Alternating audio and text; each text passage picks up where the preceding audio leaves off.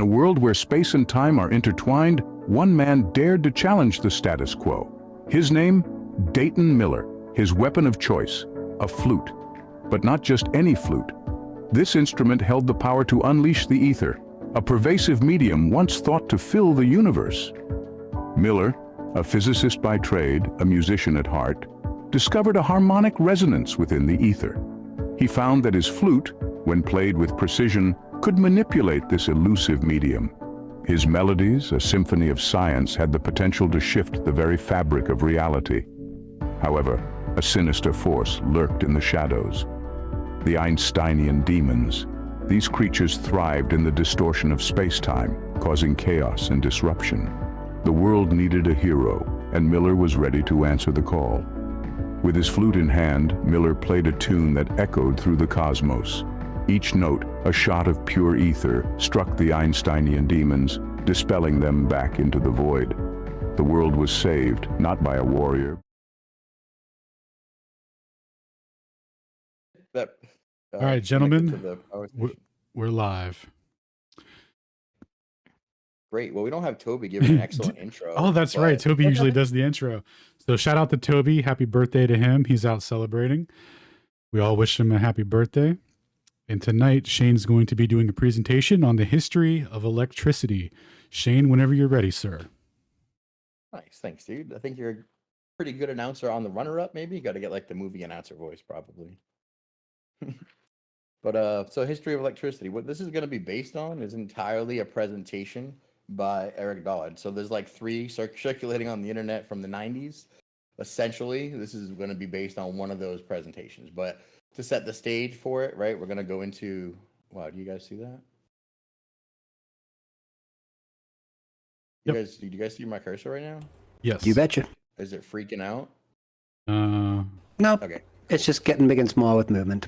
Okay, cool. So just to set the stage for what we're going to do, I'm going to have Mr. Eric Dollard give you a brief intro. I pulled a brief blurb from near the end of his lecture where one of the people in the audience started wisecracking, like, why should I listen to you? Who are you? And I think his answer was a perfect intro. So we're going to go through that. But to set the stage, right in the midst of the Industrial Revolution, essentially, there's a huge gap between the history of electricity. Of course, there is what is required Greek origins in BC, and then a huge leap right into about 16th to 17th century. So again, just like history of longitude, they invented something and noticed it and then didn't really hammer out the details 2,000 years later and went right about in modern history. But they knew about it. They just didn't have any of the details until we get to the 17th century. And when we go through the timeline, you'll see that wonderful jump again, right? From about 30 BC to 1500 inexplicably. But if we go through, the electrification of homes and factories and cities, alter society, that's where we're going to pick it up.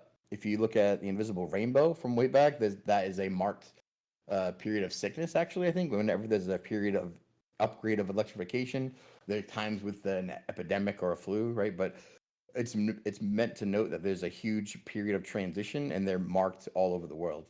We're going to go into a brief bit about Eric Dollard, but this is the presentation that I'm going to encourage everybody to watch. It's him, I think, in the 90s, him in a chalkboard in a book, just absolutely destroying the history of electricity.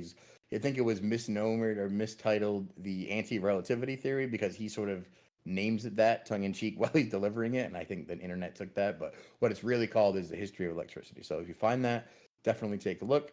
And again, it's all based from this guy, Eric Dollard, who's pretty much going to give us the history of electricity, not given in a textbook. And the point is, who is he and why do we care? Why would we listen to him? I mean, it's just every phase of electrical advancement resulted in this social reaction. Oh, Alan, do you have volume? There's going to be a lot of volume. Yes, sir. Yeah, I made sure that we're good. Yeah. All right, cool. Action of complete amazement and partying, like when the telegraph line was finally sent across the ocean and all that. It was massive effects. There were riots on the street when Einstein and Darwin presented their theories to the public. See, all these things have disappeared from the history books. So you go through and you see, if you read, what I did is I read all the minutes of the American Institute of Electrical Engineers from its inception to the death of Steinmetz. Page at a time. I went through everything, looking for, qualms, so to speak. Little goodies, things that I could, get something out of. There was one meeting where all these guys were together. And they felt that within a matter of months, with Steinmetz's work and Tesla's work and all the stuff that was being discovered by Heaviside and all these other people, it was a matter of months before a rotating apparatus was going to be built that provided electricity without requiring a prime mover. We're going to go into all of those people and all their contributions. It's right there in writing by the chairman of the meeting, Professor William Anthony. And what happened? Why? It just basically step by step, because of the physicists and the Einstein and all that, just got chopped and chopped and chopped until eventually electricity has been declared impossible to even exist. Every device that hangs on those telephone poles now, every electrical device you have cranking. What he's talking about specifically, and I pulled it from the context, is the historical record of electricity has been removed of all the all the main contributors, and what's left is sort of like the fossilized record of what you get taught as the regurgitated version in the mainstream. That's what he's commenting on right there. Or whatever's going on in your car, any electrical device that's pulling the elevators up and down, running the blowers, powering these light bulbs, or any of that stuff at all, was all invented by Edison and Tesla and a few other guys. And, Okay, come. well, I don't know, figure it out. Well, Here you see. All I can do is speak from experience, okay? Everything I've built has been destroyed. right. Let me finish. Okay, I'm just going to speak from my experience, okay? Everything I built has been destroyed, okay, as people have been hounding me and harassing me my whole life, ever since I was 6 years old, even before I came up with anything. It took a while to figure out why all this worked, okay? And I won't get into it, but I'll get into the specific example, okay? As the thing is when I was a child, okay, I wasn't interested in riding bicycles or kites. I didn't need to go goo goo gaga, see Dick I think this Run, is the see best Jane origin Ryan in the story ever, by classroom, the way. because I was too busy reading my father's naval and electronic engineering books. That's how I learned to read. I just sat down, I opened the books and read them. I don't know where I learned how or whatever, but that's immaterial. That's just what I did. I probably got it out of the kindergarten class or something. Okay, when I was 12 years old, Pacific Gas and Electric took me on in a private tutoring special education situation. Okay, and then the phone company came next. Once I had all my federal licenses when I was in high school, the phone company came in with a couple of spooks that looked like some CIA guys with, you know, the gun in their pants, but not quite, you know, where's Eric Dollard? You know, and it was a couple of stunts that me and my buddies pulled the week before. I was not feeling happy. And they go, we want you to attend this meeting, special I like meeting. this guy. And it just kept Already. going and going like that. And then RCA came in Bolinas. Okay, and when That's why I I was put it in the 17 beginning. years old, I was completely absorbed into the station. I could come in there any time of day or night, get parts I needed for experiments, had the keys to the gate, you know, so we could party on the beach. All these type of things, okay? RCA, the phone company, 1970, what me and my friends called the day the music died. Okay, all those companies started going down like that. So what I did is I managed to glom on to a couple of corporate engineering executives in these companies, okay, and told them what I had set out to do, electrically researching, and I had the full backing of these big corporations. RCA gave me all of their equipment in Bolinas, except what was actually online. 25 tons of apparatus. To do what? For my research. What is that? Doubting Transformers that Nelly. stood 7, 8 feet high. There's a few people here that were with me in that episode. Actually, only one person. I don't know where she is right now. But that's it. Nobody, that's all gone. There's no see or belief or anything. An environmental organization came in, seized the whole situation, hired high school vandals to smash all the equipment with hammers and axes, spread the mercury and the PCBs all over the floor, the environmental saviors, smashed everything, cut all the cables, dumpstered all the notebooks, tried to make sure I had no place to live in town. Sounds familiar. You were hired by. No, they own the place now. They just simply Also sounds took it familiar. over and then pushed RCA, what was left of it, to the other side of the wall, Yeah, but as then we they said. were hired by other people who were hired by other people. Well, I don't, that's all for other, that's for Who's this you lady? to figure out. I'm just leading the trail. You go I think she's the Glober and the only Glober in the whole meeting, and she's asking all these questions that people are like rolling their eyes at, I think. talk to these people, okay? You go to Bolinas and you go to the RCA station, and they call themselves Commonweal. You talk to them and get their story. That's how you deal with those type of people. Well, Okay, they managed to get were hired by other people. So at any rate, let me continue. That's how I you don't know. handle it. You know, I'm a scientist and an engineer. Okay, I can't speculate, otherwise I just burn my whole life up chasing UFOs and space people and Soviet Tesla scalar conspiracies. You know what I mean. So what it finally evolved to is a guy and a friend of mine got together with me, and we went with a videotape camera, okay, and went out into RCA to get pictures of the last of the antenna field and everything before it was finally smashed down. Well, in the process of this, by some weird turn of events that I won't get into because it sounds like voodoo, it finally resulted into the chief park ranger himself, Mr. Sansing, searches the entire 3,000-acre antenna field, which has been my personal rat hole for 30 years, to find the hated Mr. Dollard. And he finally does. He finds us down in the ravine, taking a break, you know, where the deer hang out. Not easy to find. He must have took him at least an hour, you know, worrying about tire pungees and low-hanging wires and the whole thing. And they found me, and he did that so he could come up to me and say, quote, Mr. Dollard, there will be no more electrical research done here ever again. Do you understand, Mr. Dollard? You know what I told him? No. And it didn't stop there. There you go. So that's like the longest clip from the lecture that I'm going to play, but I thought it was important to provide the proper context for who is Eric Dollard. And I think most of you would agree after that short little intro. I dig it. Right, I'm into it. Anyone who gets shut down by the government, who purposely puts out truth at the detriment of himself and, you know, liability, is somebody that I want to listen to. Not only that. Go ahead, man. Still more reasons why I constantly mention this guy. Yep, I can see that immediately, Stone. And like, I got distracted during my other presentation by watching this lecture, and that's why this presentation is the thing, because I was so riveted throughout the whole thing that I immediately began to build this presentation so that I could show my friends who would never watch a 3-hour video all the important stuff that we learned. So that is the whole framework for. And this is why we love you, Shane. This is why we love you, bro. Let's go. I do recommend everyone watch the whole thing, but I know that most of you won't. So you guys have me. So here we go. Right? So we're gonna try and frame it that way, right? If you go through the history of it on your own, i.e. Wikipedia, you know, you'll find the certified fake Greek, right? Well, look, we all knew Greeks knew about electricity because they were rubbing objects together and they were getting sparks and shocks. And sometimes by certain objects, like fur on amber, they could get fire. And they were like, oh, we got it. Except nobody did anything with that until, you know, 1700s. But for this bit, they called it the electron, or did they? We'll get into that specifically later. But again, all they had was ancient observations of lightning, right? And now that we have digital technology and we just kind of walk around on smartphones, I don't think the vast majority of us who aren't electrical engineers actually know how any of it works, especially with the mainstream version. Protons, electrons, magnetism, you know, particles, infinitesimal things, dualities, all sorts of crazy things that you're trying to explain. And then with most of us have like at least a pseudo etheric background with wave propagation, then we have a kind of a different spin on it. However, right now we kind of all exist in the amalgamation of both worlds, where I don't think anyone has a clear idea of how any of this works.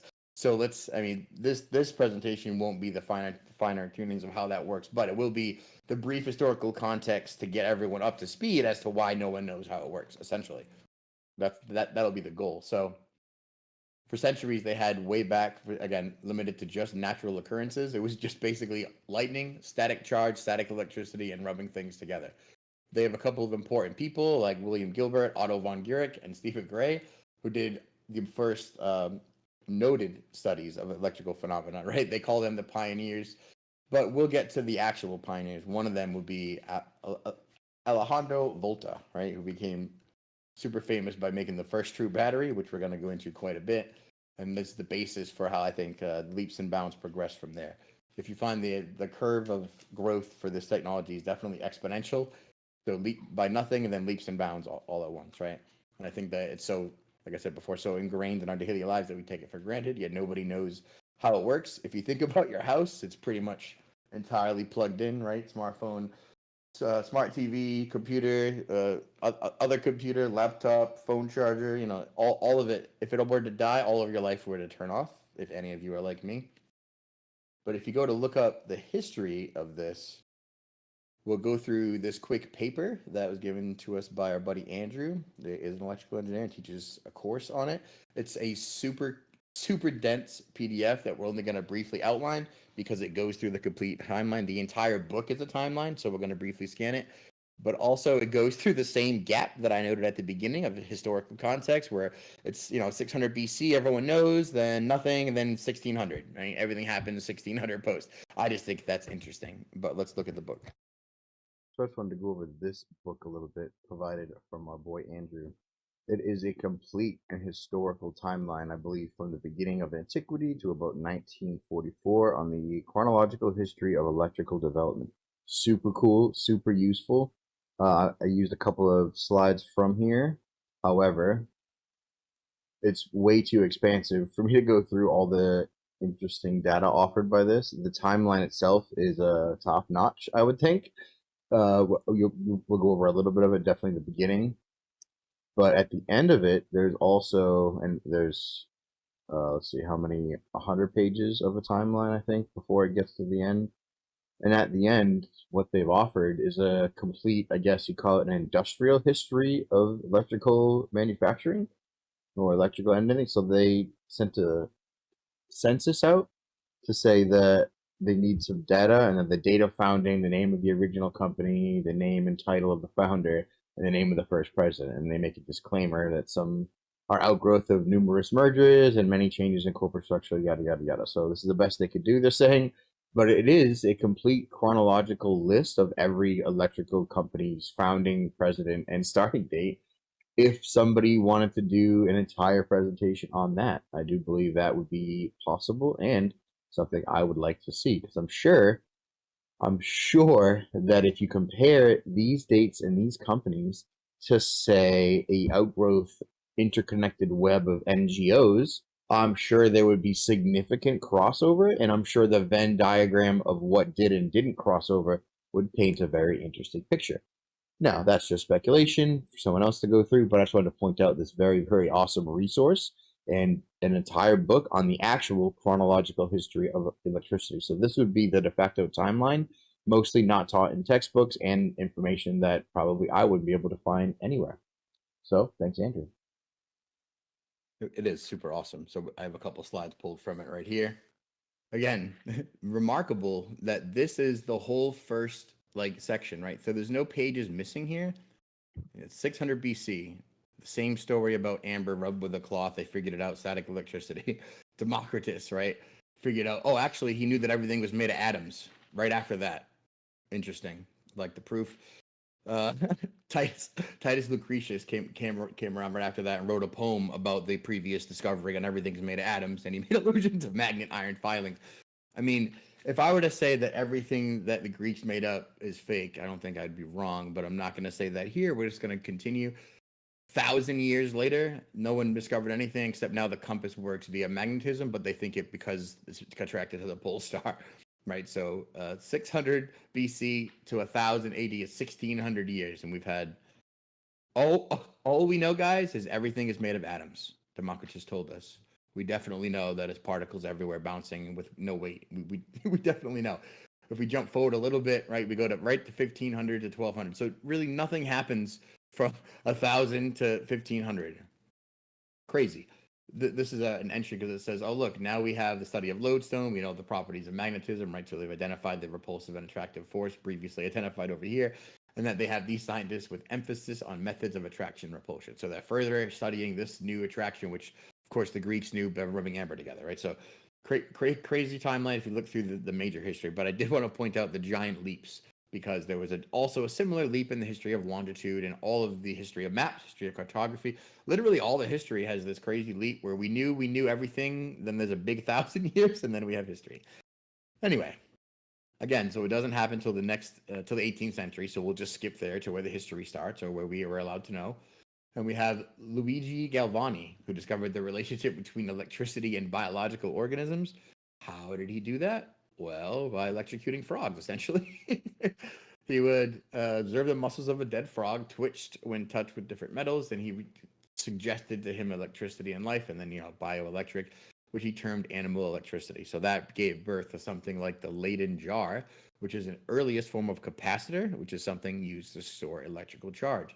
So after that, this allowed people to harness and study static electricity. So this is the first major breakthrough, essentially. All right, so the Leyden jar is what it was amounting to. That was the grand summation of all the research of poking and electrifying frogs. We have a simple capacitor that could hold static electricity between two layers of conductors separated by an insulator. So they didn't technically know all of this, but they put it together and they were able to harness and use it. Right. So again, this is a significant milestone. If we take a look at what it looks like modernly, it would be something like this, right? Separated positive and a negative with the conductor in the middle. So non-conductive top. This is a little bit advanced, but essentially this is the structure. So from this, our boy Alejandro Volta came to make the voltaic pile. This is probably the biggest one. It's known as the world's first battery. And it produced a steady stream of electricity, which means it was the first practical source of electrical power, which was the foundation for all the future. Right? This is electricity and electromagnetism. So if we go to what it would look like over here, here's our boy. Here is the device-ish, essentially, an old, I think, archaic replica is what this one is. And it was layers of alternating copper and zinc with cloth soaked in salt water between them. So the same principle as before, but what he's done is stacked many cells together, and that is actually the definition of a battery. That is what gives you the battery. A battery would be a bank of cells. So it was the first device capable of producing a continuous flow of electric current. Now that one is a big change from the jar, because now we're not just having a capacitor to store it. Now we have a continuous flow. So now we can study it and we can do magic with it, right? So once we have the voltaic pile, we can do work. Again, here's essentially what it looks like. And again, brief description: alternating discs of zinc and copper, which is right over here, separated by pieces of cardboard, this one, soaked in salt water, right? And it allows for continuous electric current through chemical reactions, which lays the foundation essentially for batteries. So this would be the first battery. And again, because each one of these cells stacked up together, we'll have Eric Dollard explain the significance of stacked cells and how that indicates voltage. You had a question, Beasticles? Nope, just breathing into my mic. My bad. Okay, no worries. And we got Dollard. Because you can't have electricity until you have its two components, which is either electrostatic or magnetic. Now, when the chemical cell was developed by Volta, now was the condition where not only did the atmosphere of the metal create the electrostatic condition, but the current flow through the metal of the chemicals trying to readjust through the dielectric or the electric medium, electrolyte, and the metals produces a current flow. Okay, of course, none of these people knew what any of that was back then. So a man by the name of Michael Faraday made an extremely important discovery that basically initiated the entire electrical age, and very little has changed since Faraday. Faraday found that in experimenting with this voltaic battery, as it's called, the word battery means like a line or a compounding of things. So a battery is a number of cells, a battery of cells. So if you have the thing that you put in your flashlight or your radio or whatever is not a battery, it's normally a cell, and then you use a number of them to make up a battery. So Faraday experimented with the battery and the wires and making the sparks, studying the sparks, and then what he found is the compass on the table pointer would move every time he was drawing the sparks. And what Faraday found is that magnetism was appearing even though there was no magnets. And that was the beginning of what we call electromagnetism, which is the basic foundation of all of our technology, to the point where it's become almost like a religion. It's a social mind virus, so to speak, or an icon, archetype. And everything is based on this electromagnetic mind reality.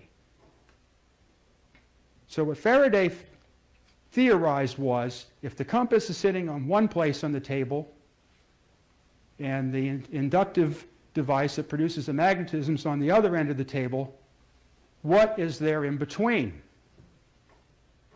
And this is where the understanding of electricity evolved from. So Faraday experimented, and he found, now, how many people here have ever been like in a school classroom where they take the iron filings and they put them on a piece of paper and you put the magnet underneath? Okay, good. Most people have seen that. Well, the iron filings form little fibers. You notice they tend to bind together into a fibrous structure. So what Faraday concluded is that there was a fibrous structure in space that was responsible for action at a distance. Interesting. Now, at the same time, you had Isaac Newton, Aether. who was claiming gravity worked through nothing. There was no intermediary field, and came up with the concept of action at a distance. In other words, action at a distance means you can affect an object at a distant point without anything being in between. Well, there's something nonsensical about that. What's that? If you believe in God, you could have a science like that. Well, okay, I suppose, but at any rate, it didn't go that way. So the conflict broke out between whether there was something in between or not in between. So Faraday came up with the idea of what's called the ether. The ether is a spatial medium, what Tesla referred to as an ultra-rarefied gas. And actually, when Mendeleev worked out the periodic table of elements, he postulated through the use of the periodic table of elements, it was possible to predict elements that were not yet discovered because of the harmonic sequence of all the elements. And this led to what we would call the pre-hydrogen elements. So it seems to be there's some kind of primordial atmosphere that permeates everything, and that's what Faraday theorized it existed. And it's referred to as the primordial ether. And the ether, when it becomes polarized through some type of hydrodynamical process, like twisters and tornadoes and vortexes of water going down Ether holes under and what have torsion. you, that these lines of force were appearing in this ether. If there was a motive force or something to cause this to want to exist. It's a condition of imbalance in a normally static ether.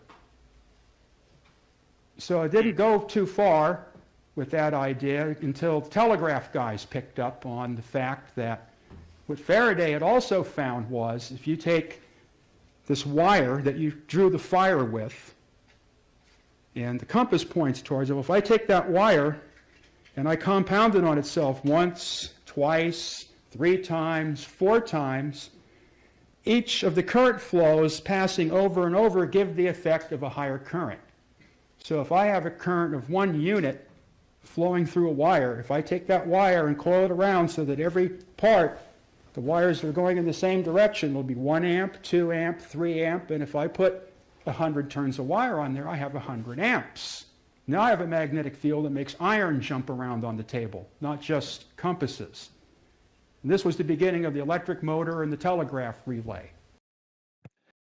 But man, so now with that background explanation for how you can get increased voltage, right? Why you would want more cells. Now we can look at the voltaic battery and we can see why there's so many, right?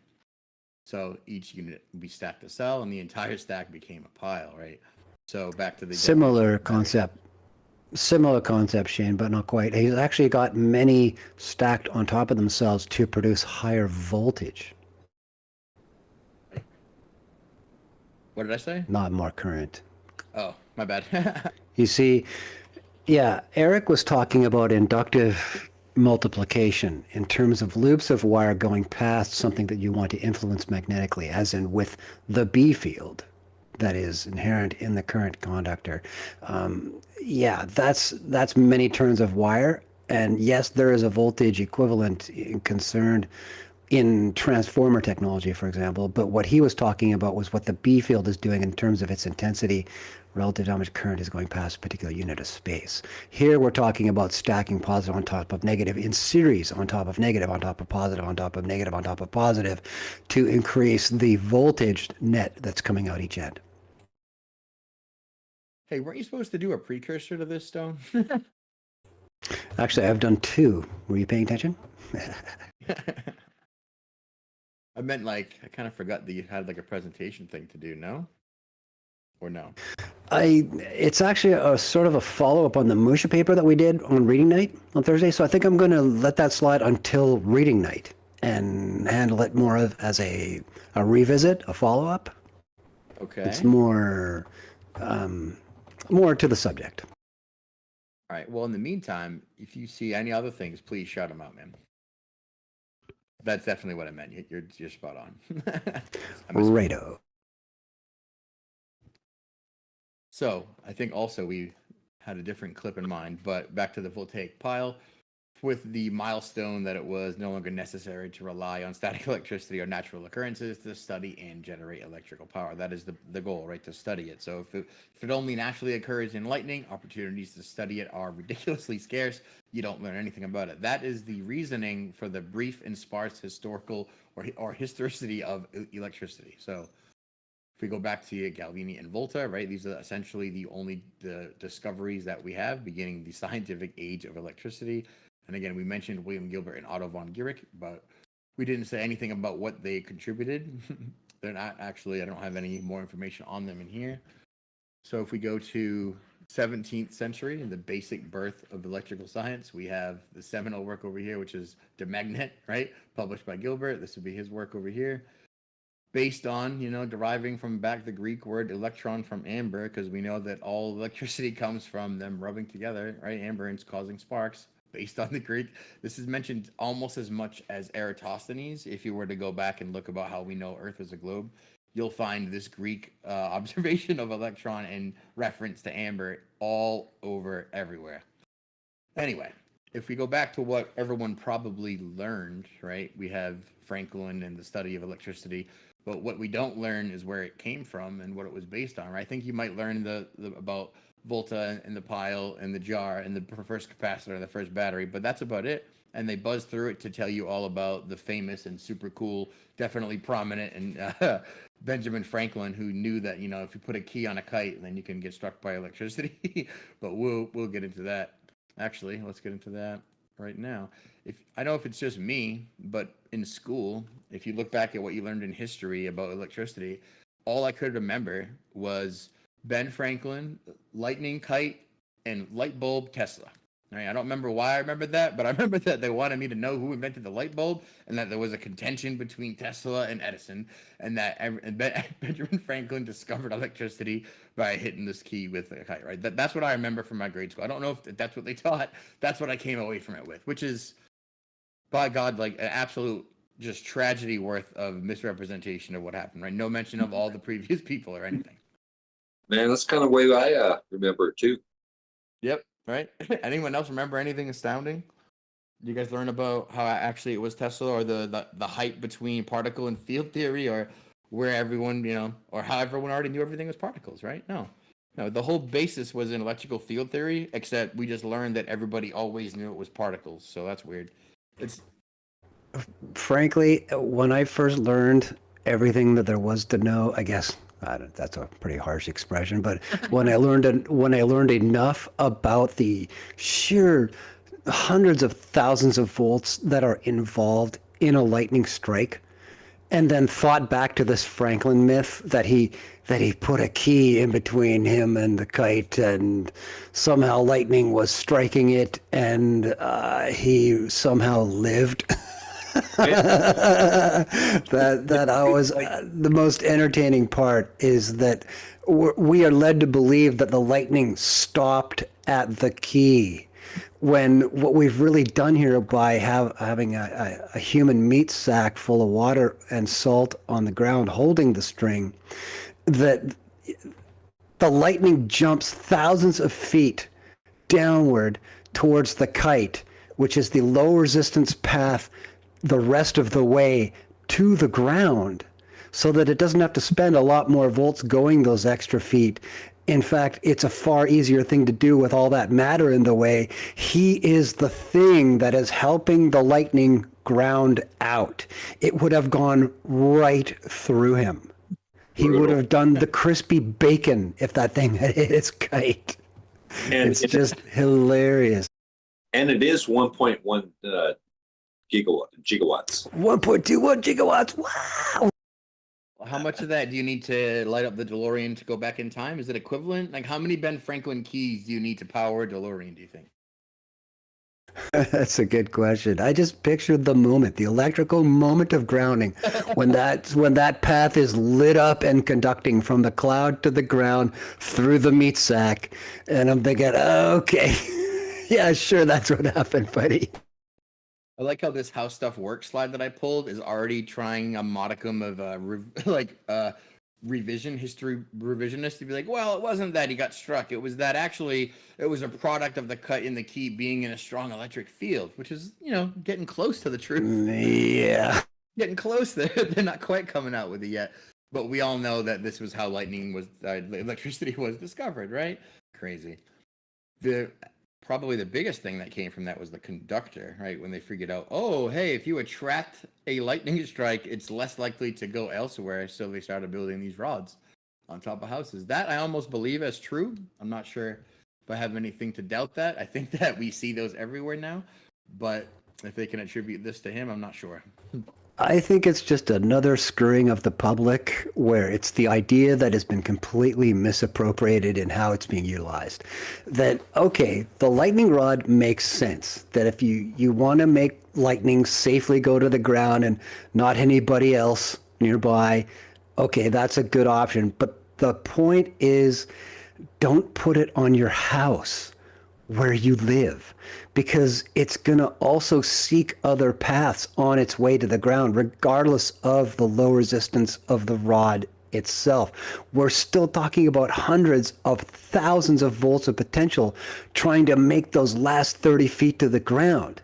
And it's going to go through all parts of the structure. The idea, I mean, this is a conversation I had on the Stone Cold Truth channel a year or two ago, and subsequent discussions and threads have been searchable and findable in there, where it's the idea is that you should get 4 of these rods and put them on trees 4 directions away from your house on the taller trees, 25 meters up. Put them up on the trees so the lightning strikes the tree and not your goddamn house. I mean, am I the only one who's thinking systemically here?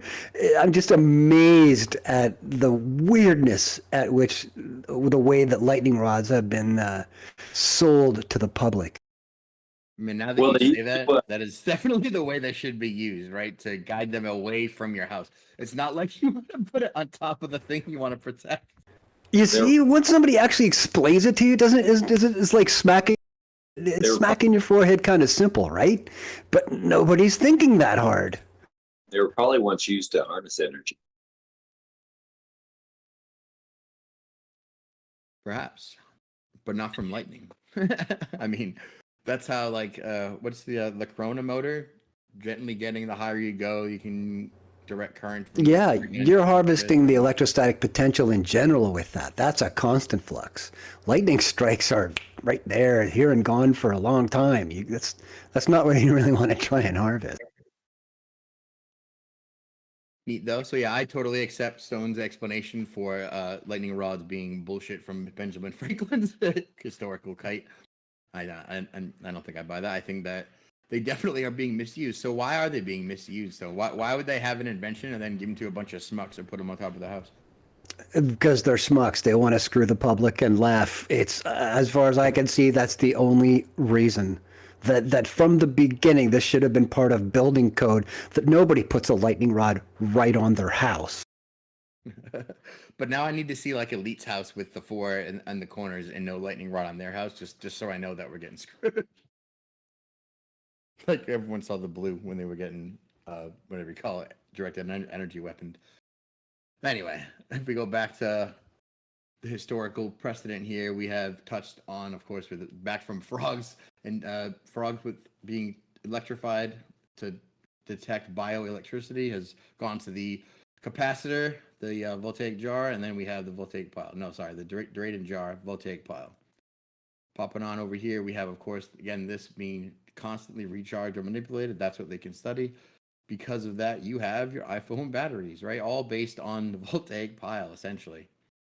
If we get to Faraday, which is probably the first big milestone here, he discovered electromagnetic induction. We'll go into their laws and the math in just a little bit with a brief pop over from Mr. Bennett. But generating electrical current from a changing magnetic field. So the vicious interplay of the conjugate relationship between electricity and magnetism is now in the forefront, right? That's the big discovery here. That's what the equations will show. using, of course, wave formulas, but not for infinitesimal particles. But if we go back to the electric generator, that'll be a direct result of using it like this in the perceived background medium with the ether.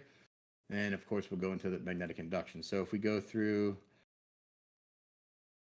his main contributions here, right? Published his theory of an electrified ether consisting of polarized corpuscles. Everyone knows about the corpuscle, the first visualized infinitesimal particle, which became, I think, atoms, right? Forming tubules of electric induction. So polarized corpuscles forming tubules of electric induction. That's going to be envisioned and depicted much later, and we'll have a better understanding of what that looks like. We'll have quite a description of what that looks like. But if we look into him developing these lines of force, which are going to be instrumental both in the field and the ether theory and the actual justification and progress of electrical field theory. You cannot do it without understanding these lines of force, as we'll see later. So he believed that these lines were primarily magnetic, not electric. There was a great debate that we'll get into a little bit over magnetism and electricity and their intertwining conjugate relationship, but we'll have Dodd explain that a little bit in a 2-minute clip. So essentially he had a contiguous ether, and then Maxwell built upon that later to get the theory, but we'll go into that in just a minute. So Faraday's law of induction, pictured over here, states that the change in the magnetic environment of a coil of a wire will induce a current in the wire. So again, direct conversion of magnetism into electricity. This is the big leap which led to the electric generator. If we have our buddy Dodd explain Faraday's law, we're going to go through basic physics. We're going to use a car as an example, and then we're going to branch right into magnetism. And I think in a way that only Dodd can. Okay, so we're moving at a speed, okay, and then all of a sudden we decide we're going to go to another speed. Okay, and then stop. Now all kinds of things happen when we do this. During this interval of time here, things happen that are measurable. Okay, now if the speed increases at a constant rate, what we get is we have a force pushing us, okay, which all of a sudden becomes a constant force, okay, pushing back. And then when the speed change is over and we're at a steady speed, this force disappears, and then there's no more perception of movement. Now another thing happens. If we measure the quantity of gasoline in the gas tank, okay, and there's 100 cubic centimeters before we start, and there's 50 cubic centimeters after we execute this function, then not only do we have this wave in time, but now we have this little cube in space of gasoline that doesn't exist anymore. In other words, we have this force that appeared and disappeared, and we have 50 cubic centimeters of gasoline that went somewhere and is gone. Now this is what's called differentiation and integration. This is calculus. Okay, this is how Newton and Leibniz and these people, they wanted to find the relationships between these situations of why you have this integrated situation where you have the accumulation. In other words, the gasoline just doesn't disappear at once, but it accumulates or deaccumulates. In other words, it's an averaging process that weighs something that you can hold on to. Now we have this time differential here, which is kind of abstract. It's like only there when we're changing velocity, and then it's gone. So now if we take the weight of your body, okay, and we symbolize it by the Greek letter phi, okay, now we take this, you put a scale against your back in the seat, and we take that, okay, and we symbolize that by the Roman letter E. Okay, and we take this interval of time here, and we call that T. So this is the weight of your body. Okay, this is how much perpendicular weight there is pushing back on the seat. In other words, the reactionary weight, and this is the time in which this happens. Well, lo and behold, then we have a situation where we've analyzed algebraically what's going on with a very simple mathematical ratio. In other words, your weight as a ratio to the time involved in changing your velocity gives you a force E. Now what I can do without any changes at all is this Greek letter phi represents a quantity of magnetism. Okay, the time t represents the change in that quantity of magnetism, whether I'm turning the current up or I'm turning the current down or the magnet's moving or whatever. And that gives me what's called the electromotive force E. So now everybody here understands Faraday's law. It's that simple. Man, I thought that was the best example of Faraday's law that I've ever heard, because I didn't understand it until the very end. And then I was like, oh, he's exactly describing this. Like the way that he brought that in at the very end and then tied it, I was like, oh, what a good teacher. If this guy had a course, I'd be in every one of his classes, right? So this is just the same explanation, right? So Faraday's law is just states that a change in magnetic flux through the closed loop induces an electromotive force in the loop, right? So it's just the same thing that we were going over before. Stone, did you have something? No, I'm good for now. Oh, I thought, no worries. On to Faraday then. If we go through the equations, he introduced the concept of electromagnetic field, right? So before them, we're led to believe that everyone believed in gravity, Newtonian mechanics and physics, which would induce instantaneous action at a distance. So when they're trying to understand magnetism, they had the same framework. It just inexplicably acted on itself at a distance, no intermediate field required. That was the precursor to, of course, the etheric background, but this is what we're led to believe people thought about, right? So Faraday proposed that actually instead of that, it's a field, and he theories that these fields were the medium through which electromagnetic forces acted, and that in the field you have these magnetic lines of force, which when you depict them offer a visual representation of these invisible fields. So that leads us to, is the field real, which we always like to argue about? Is the ether material or is it immaterial? And is the field itself physical? I mean, magnetism can be physical, and that's what we observe with the Faraday from our boy, I forget his Thio, whatever his name is, Ken Wheeler, but what's his YouTube name? Thio Gaiasosis or some ridiculous shit. But when you go to Ken Wheeler, the representation Your Apophis is his name. Thank you. Yeah, Apophis. Thank you. I can never remember his actual name. So when we visualize these magnetic lines of force under a ferrocell, you can actually see that they are physical in the real world. Dollard had, I think, the best story about how he knew the ether was real, how he knew these lines of force were physical and real, was that he had a really magnetic coil. I think it was a magnetic coil for a super wrap, they said, from his father, right? His father, who he stole the electrical engineering books from, had a communication, some sort of radio magnet, and he had headphones, and he was just waving it in front of the magnet, and every time he would wave it past above the coil, he would hear in the headphones the friction as it would go past these lines of force in the field, and he would relate the speed with which he would wave his hand to the pitch with which he would hear the frequency in his headphones. Thus, the faster, the higher, the slower. Like the way that he was explaining it, his revelation was that he wouldn't be able to hear that if it wasn't physical. And I thought that was a great representation of what the field would be if you're trying to visualize what the ferrocell would show you. Now, Maxwell, of course, had the same background, and when he used his this as a background to put forth his math, we got this, right? Actually, yeah, that's the right slide.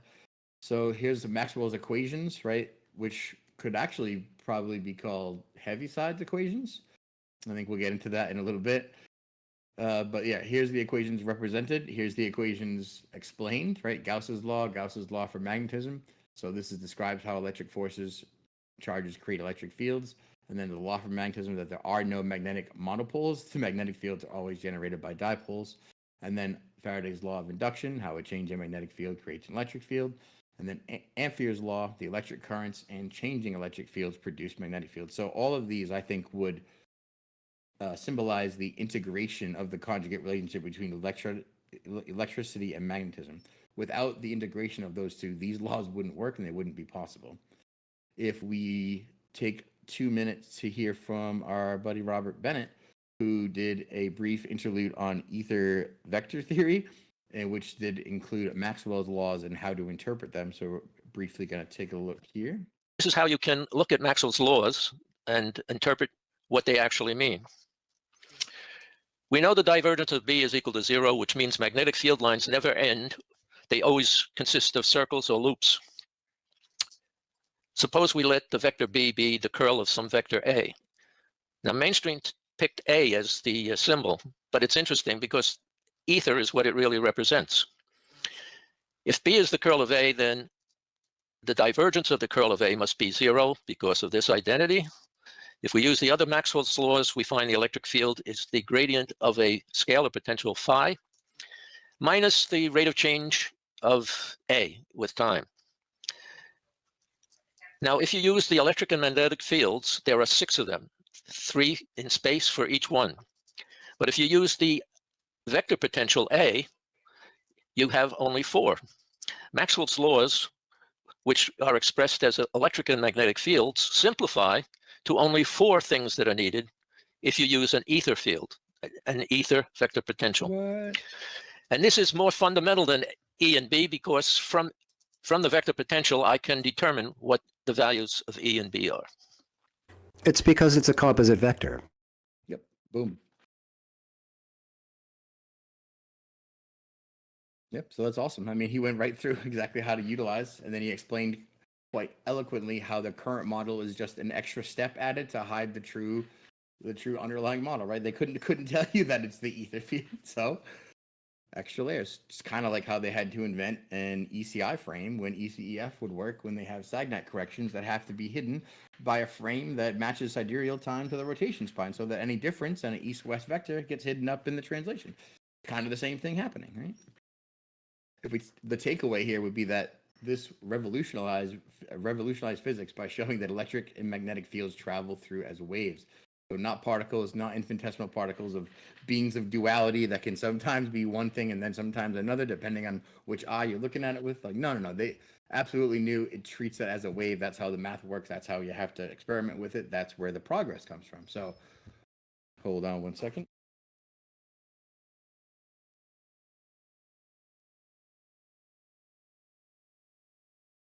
So, of course, he said that this medium was known as the ether and that his work was all based on this background. So if we get into it a little bit here, unfortunate, right? But they had used these equations to be interpreted and misguided by relativists so that they had the led to prove the one-way speed of light and dependent on it, right? And that's how they say that it supports relativity. Unfortunately, that's not the case, right? This misinterpretation, as it's supporting a constant speed, as an all reference frame, has led physics astray for decades, as our boy Alan so eloquently points out in many presentations. Essentially, that background is trash. You can't have infinitesimal particles when you're trying to understand electrical field theory. So, for Maxwell, the apparent constancy of light speed is invalidated in other ways, even though prior to this, it was assumed for his equations to function, right? We know today that it's actually invalidated the way GPS works, the way corrections happen, the way Sagnat corrections work, how interferometry is recorded. All of these things are validated in other ways, but we know that we don't need that. So, like I said earlier, it's all about who invented the light bulb. No. What I said earlier was that all of history has been reduced to who invented the light bulb, and that is the least important thing of all of history. But all through my schooling, I do remember that this was the only thing we talked about. And I remember that it was this big debate, as we're going to go over here, right? Like, who invented it? Like, who was at the patent office? Who invented relativity? Was it the person who invented the electron, or was it J.J. Thomson? I mean, who knows, right? Definitely wasn't Einstein. They're making this Tesla energy seem like it was going to kill you or something like that. It's just crazy energy. Yep. And then, so yeah. So who invented the light bulb? Whose was it? I did a brief little slide on it, but because it doesn't really matter is the point. Who gives a fuck is the point. Well, I think there should be a little more attention to what they call a light bulb and just what we're talking about here, because I think Tesla saw things in a different context additionally to just the filament light bulb style that we are still using today, which is just a resistive coil element suspended on a couple of hangers in a massively reduced pressure vestibule, piece of glass, vacuum inside it. You know what I mean? That's one way to produce light. But that's where Tesla really got busy, in my opinion, is that he was using massive brushed commutator generators, like the ones you always see generating the lightning sparks all around him and stuff like that. That's all very high voltage in the arena that Tesla worked. And he designed his light bulbs where there is no filament inside that's going to burn out. It's an ionizable gas filled tube with electrodes at each end of the tube. And you gap the electrodes according to the voltage you want to use, where a certain amount of volts will cause a spark to fly in between them. And every time you pulse it with that voltage, you'll get light out of the tube. It doesn't wear out. You know what I mean? It's an entirely different method of light production. And these kinds of historical arguments really burn my barn, if you know what I mean. But by all means, continue. Just people could hopefully keep some of that in mind while we're watching what we're watching. Yeah, that's way more context than I had on it because I was sick of learning about the light bulb from school, so I completely skipped that part when I focused on electrical field versus particles and radial versus, dispersing and what magnetic and electricity have to do in common. That's kind of where I was going to focus with it. But yeah, what you said is absolutely true. What I would take it, though, is the distribution method, right? Because Tesla disagreed hotly with the AC versus DC. We did direct current versus alternating current. I think that's the main dispute that I was going to bring it to. But oh, entirely valid. Yeah, and Tesla was quite right about it, that there's far less copper loss in AC transmission. Higher the voltage, the better, for sure. Also, Tesla had the bulb in 1895, fluorescent bulb. 1895. although Edison, 1879, whatever improvement in electric lights, I guess that's what they call the light bulb. I don't know, man. I don't know. I think that everyone contributed to it, I think, and that the history remembering just these two probably is not even good. Oh, but that's a filament light bulb you're talking about with Edison. Yeah, I don't know. Well, we're talking about improvement in electric lights. I don't know what that's for, to be honest. It's only an improvement for the manufacturer who have guaranteed clients constantly coming back to them because their light bulbs keep burning out. They had planned obsolescence from the beginning. That permanent customer. Yeah, that is how they optimized technology, if you know what I'm saying. Brutal. Anyway, going on to Tesla and alternating current, right? While Edison championed direct current, Tesla argued that alternating current was more efficient for transmitting electricity over long distances, right? He worked on AC along with Westinghouse, which led to the adoption of AC as the standard for power. I don't know how that word got in there. That's all right. So AC revolutionized the field of electrical engineering and power distribution, right? If we go to how that works, it says that it had a rotating magnetic field concept. What do you mean, rotating magnetic field? You mean like an ether vortex? A rotating magnetic vortex. Oh, kind of like this. Or connected via in the pool, or the vortex shape of the magnetic and electric over here, or even the vortex issued by this little trout from that paper from the other day, I think from last reading night. All for the power of a moving magnetic vortex seems to be a natural construct that has stability and power. Back to our equations, though, from Maxwell, we set out to construct a mechanical model of his electrodynamic actions, which essentially built upon Faraday, which included a contiguous ether. So with the mathematical formulation of electromagnetic field theory, which was the major advancement, he proposed what was known as the cellular ether model, which is a little bit of both, I think, in my opinion.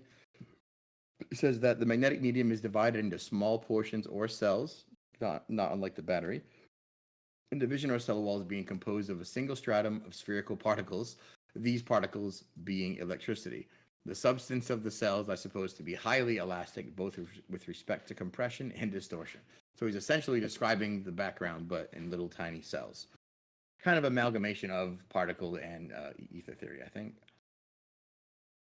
You got something, Glenda? No. So he says that when these cells are set in rotation, the medium exerts a stress equivalent to a hydrostatic pressure, which combined with the longitudinal tension along the lines of the axis of rotation. So that's essentially what he's saying. This is where the math comes in. When the cells are set in rotation.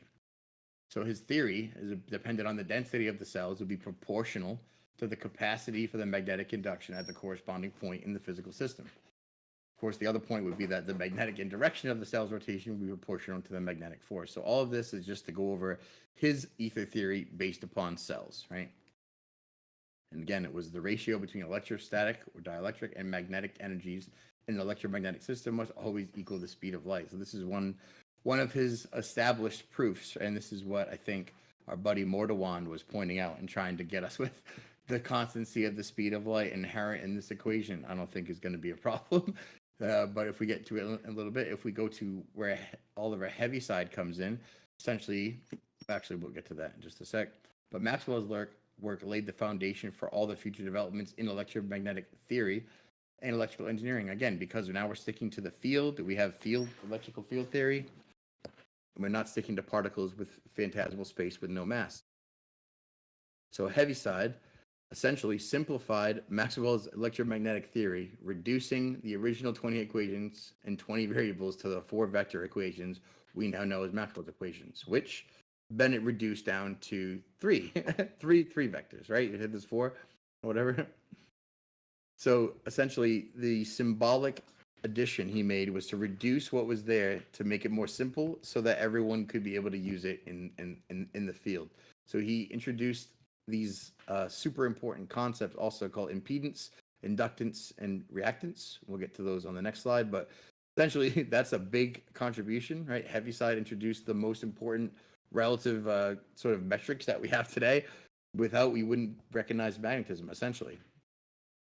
So if we go to define those, we'll have... Go back to that slide, just for a sec. Trivial point, but doesn't that look like Jordan Peterson? Yeah. I said Clint Eastwood, but yeah. Well, you're... Or is it just me? You know what I'm saying? Let's look just like him with a square haircut. You've got to keep context in mind. That was abysmal. Try again. Somebody else try.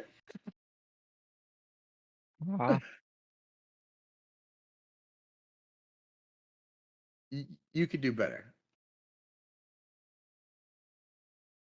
No, you gave up? All right. Yeah, no, I'm going to practice in the mirror. That was your moment, bro. Orb in hand, man. He dropped it. So, Heaviside bringing up capacitance. The phenomenon of capacitance is a type of electrical energy storage in the form of a field in an enclosed space. Right, the space is typically bounded by 2 parallel metallic plates or 2 metallic foils on an intervening insulator or dielectric. Essentially, saying that it's a nearly infinite variety of more complex structures that you can have exhibit capacity as long as there's a difference in electric potential. That's his definition. If you go to the perception of capacitance as used today, he says, and this is, I think, Dollard speaking, about Heaviside's contributions, is wholly inadequate for the proper understanding of this effect. Steinmetz mentions that it's his introductory book, Electrical Discharges, Waves, and Impulses. It says, unfortunately, to a large extent in dealing with dielectric fields, the prehistoric conception of the electrostatic charge, the electron, the particle, on the conductor still exists, and by its use destroys the analogy between the 2 components of the electrical field, the magnetic and the dielectric. It makes the consideration of dielectric fields unnecessarily complicated. Yes, how can you consider a dielectric field when your conception is infinitesimal particles traveling in space without mass? Kind of tricky. And for magnetic energy storage, he goes into a little bit, combining the two. He says, unlike magnetism, the energy is forced to compress inwards rather than outwards. Dielectric lines of force push inward into internal space and along axes rather than pushed outward broadside to axes as in a magnetic field. So he's again commenting on the interplay between electricity and magnetism. Because the lines are mutually repellent, certain amounts of broadside or transverse motion can be expected, but the phenomena is basically longitudinal. So essentially describing the relationship again between an outward expanding force and an inward accelerating force. So we can do a whole presentation on Tesla, but I didn't. We're just going to do one slide. It's essentially his contribution, essentially being the AC, which is the foundation for what we have. And of course, one of the less famous quotes that he has is, the scientists from Franklin to Morse were clear thinkers and did not produce erroneous theories. Scientists today think deeply instead of clearly. One must be sane to think clearly, but one can think deeply and be quite insane. I think that's a wonderful description of what we have here. When you have people depending on infinitesimal particles trying to advance electromagnetic field theory in the lab frame, with erroneous presumptions.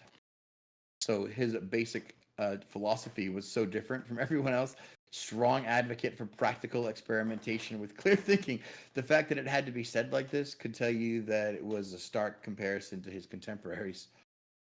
So he demonstrated the laws of some of the more abstract theoretical approaches. Now, if we go over to one of my favorite people, Charles Steinmetz. This dude over here.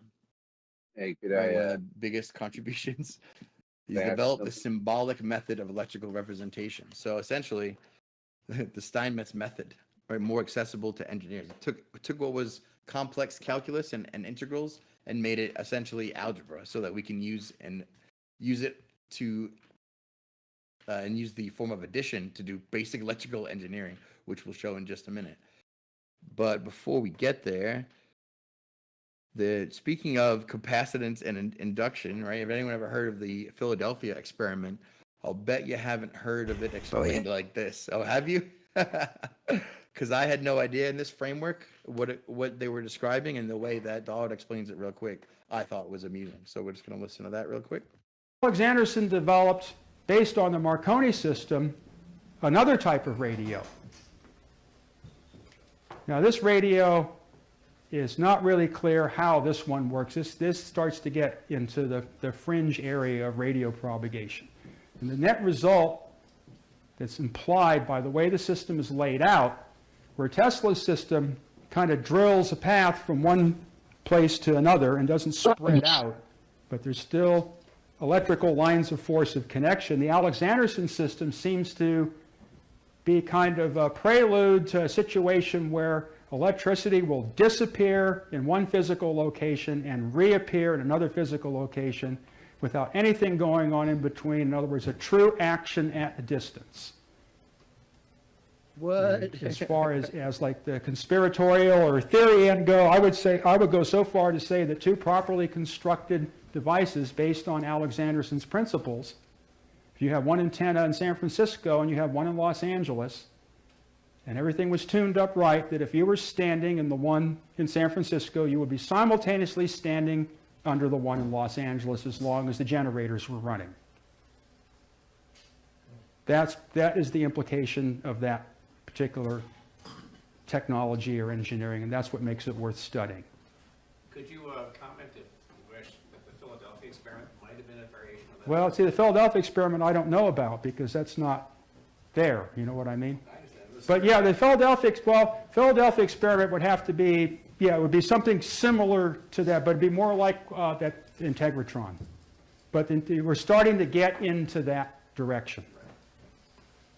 That's what we're starting to get into. Crazy. I had no idea that was a basic experiment in the action at a distance with induction and trying to hold the charge. I hadn't considered it from that perspective before. But if we go back to our boy Steinmetz, right? He criticized Maxwell for approaching the coefficients of mutual inductance in a combined form as one magnetic field. He argued that in transformers, these exist as two separate entities, the magnetic flux and the leakage flux, which is how we get to the 4 institution when we needed 2. So then it complicates things from using basic positives and negatives, but we'll get into that in just a sec. He began studying what's called the synchronous parameter variation, which is energy storage coefficient, such as inductance, capacitance, or resistance, with respect to point in time on the AC cycle, right? And if we get to Dollard explaining what Steinmetz did, I think he does an excellent job bringing up the math. Okay, basically, all we can do is add with our fingers. Every other mathematical concept has to be derived. As primitive organisms in this world of mathematics, we count, okay, which is a process called addition, okay, which is symbolized by the plus. Okay, so if I have one item and plus another item, I count 1, 2. So 1 plus 1 equals 2. This is something that's innate in our kind of just, animal reality. Now, where Steinmetz comes in is how we work our way out of these type of situations. So the thing is what Steinmetz decided is being that we can only add, because we're primitive creatures, if we want to subtract, we have to use what's called an operator to evoke subtraction. So what Steinmetz did is you take a minus 1 and you multiply that by 1. And if you add that to 1, then you have subtraction, or 0. And he called this an operator. So now, not only being that 1 has no real existence in the quantitative end of it, we can just say now we have the concept of minus. So he's introduced now the mathematical concepts of plus and minus. Okay, and the way we derive these type of equations is we take 1, okay, and we take what's called the square root of it. Okay, or we take 1 to the 1/2 power. And this gives us plus 1, as most mathematicians would know right off, and minus 1, because the square has to have 2 roots. So what Steinmetz decided, let's just keep carrying this on so that we can get Tesla's 4-pole electricity into equations. So Steinmetz decided, let's go fourth root of positive 1, which has to have 4 roots. So you end up with 4 roots. You end up with 2 that are the square root of 1, which is plus 1 and minus 1. And you have 2 roots, which are the square root of negative 1, which is plus j and minus j. So now we have 4 polarities rather than 2. We've scaled it up. This is what Tesla visualized in his visions in his mind, but Steinmetz turned it into a very simple algebra. There's no sines, there's no cosines, there's no trigonometric functions to deal with or any of that. It's a very simple algebraic situation.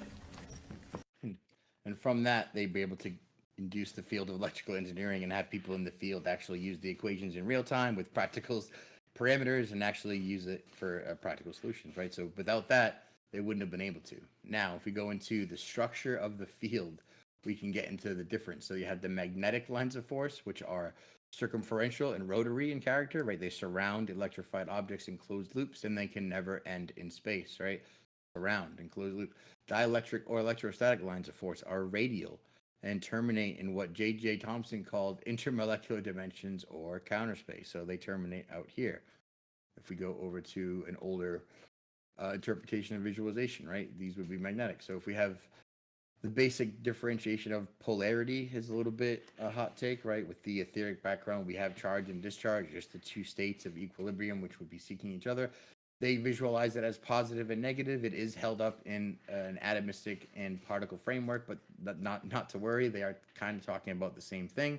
If we get into the visualization of the field, I think many of us are familiar with this over here.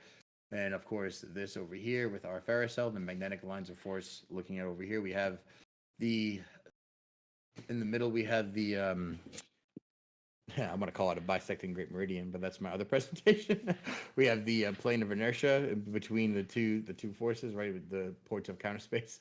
In this case would be the north and our south pole. We would live over here, right? These are different representations of the field as well. This is the typical representation of a bar magnet. Can I clarify one thing? Starting in the top left where there's 4 there, and we're looking at things that are, the ferrocells, there are the dark regions and then there are the bright regions. And you keep saying those are the lines of force. I disagree. Those are the lines of flux. And what you need to, I guess, additionally see while examining the lines of flux themselves, because this is why there's nothing in the center. That is the polar neutral spot, so to speak, or on the 2 right ones, you know what I mean? The 2 left ones that are hemispheric. It's a hemispheric slice, so you're looking at it through a different axis.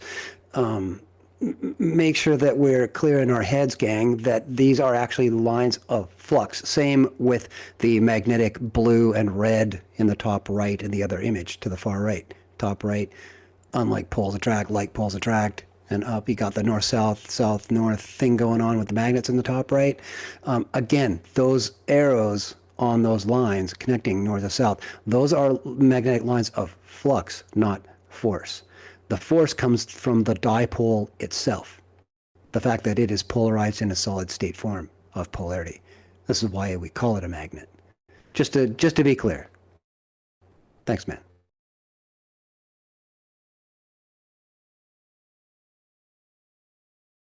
well, right? If you had your own ferrocell and you moved it around and you moved the center of the magnet, the difference in the radial outward radiation of those lines or those flux lines would change accordingly, right? Well, they would, because that's one magnetic field being influenced by another. And the lines of flux would necessarily change according to the change in the dynamic shape of the fields involved. Yes, indeed. Boom, I think Dollard explains it quite similarly in the very next slide. So these two quantities Bitchin'. derive, we break this down, electricity, into its two parts. Okay, now in electromagnetism, these two things have they have what's called a conjugate relationship. In that one is the denial of the other. And You see the crappy board they gave him? Look how hard he's working. My God. So hard, yeah. He gets so much hard into it. Situation. Dude, I was saying the same thing. I was like, what the hell's going on with this whiteboard, man?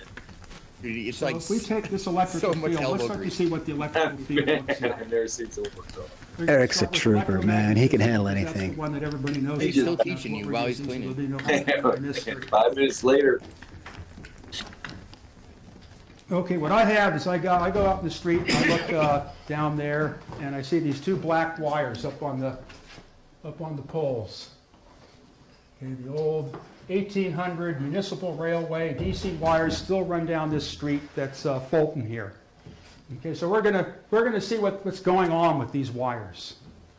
Okay, there's 600 volts in these wires at 2,500 amps. Okay, which is kind of cranking. Those buses draw a lot of juice. So we're going to do, okay, these wires, they sit on these pieces of wood, which are referred to as insulators.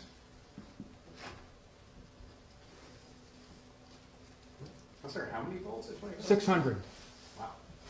Wow. The feeders are 5,000 amps out of the rectifier. By the time they get here, it's probably more like 500. But if you look at the insulation, That's what it takes to move a big chunk of steel. Jammed up to about 2,500 amps. Okay, so what I have is I got a place that produces the electricity. Okay, I don't know where the rectifier stations are anymore. There's one back here down somewhere between Fulton and Geary, where the juice I comes picture there's from. like 7 people Okay, in it's this going classroom, down right? the road, in between these poles, to the buses, okay, that are down at the end of the street coming up here. And it produces all these kind of effects. Okay, what it is the wires are trapping the electricity so it can only go this way, only go down, up and down the line.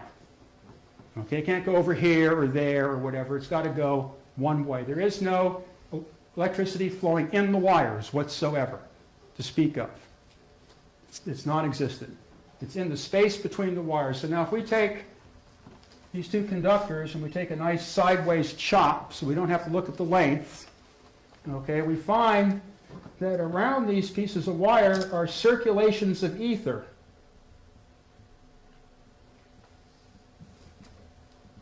Okay, and one circulation is in one direction and one is in the other direction, because we have a basically plus and minus type of transmission situation. This is called magnetism. Okay, and it's there. Everybody's held magnets and pushed them together and has felt this thing. He's representing current coming in and out of the board. Is the best because you can feel like a jelly. Yeah, the way he describes this playing with magnetism, I've never heard it put this way either, and it kind of like hit me too. Like the way that, so jelly, when you're on the repulsive force and you're trying to like push them when they're repulsive, I've never considered that it felt like jelly, but it absolutely does in retrospect and in like when you go forward. And then the converse is true. And then you expect that when you pull them apart, you expect to feel something drop and to hear it hit the ground or whatever, right? That's something that was sustained there, but of course it's not. That's not how it works. Therefore, there's no electrons and they don't have mass, right? As you try to push them together, there's definitely something there, and it doesn't fall to the floor when you take the magnets away. So there's no mass. So what this does is it creates a concentration of magnetism in the space between the wires that predominantly moves vertically, okay, at right angles to the power flow. Now this magnetism physically pushes the wires apart. So in other words, when all the buses are running, the wires are going to be a little farther apart on the spans between the poles than they are when all the buses are stopped. So there's definitely some kind of pressure or something exists in between here. Okay, now the thing is the further I spread out, let's take one span as our differential element of these wires. Let's say about 150 feet from pole to pole. I take that section of cable and that's all I'm going to look at. Okay, there's a quantity of this magnetism in between these cables, okay, by this circulatory ether condition, pushing the cables apart. Now, if I let the cables move apart, or I spread them apart more by putting in another insulator, moving all the cables over, now this will hold more magnetism, obviously. Now, if I put a chunk of iron or some kind of magnetic material in between those wires, okay, that magnetic material is going to suck in the magnetism, and again, there'll be more magnetic storage capability inside this electromagnetic structure. But with the iron, if I keep increasing the current situation of the magnetism so that the iron can't hold anymore, the iron goes into what's called saturation, and it will no longer hold any more magnetism, and all the rest of the magnetism that's produced by the generating station will have to continue to exist outside the iron. It's what's called a saturation condition. All these things are completely archetypal of space. You can only jam so much in the bottle. Okay, you can only fit so many cars in the parking lot. These are all normal properties of space. Okay, now we'll look at these wires a little further. Okay, well, not only are we dealing with the current of 2,500 amps, but we're dealing with a voltage of 600 volts. Because we got to have the volts and the amps, we got to have the magnetic and the dielectric before we have electricity. Okay, now these lines of force, if I take one wire and focus in on it real close, okay, the magnetism goes around like this in perfect circles if the wire is a perfect circle. The dielectric is completely contrary, it's conjugate.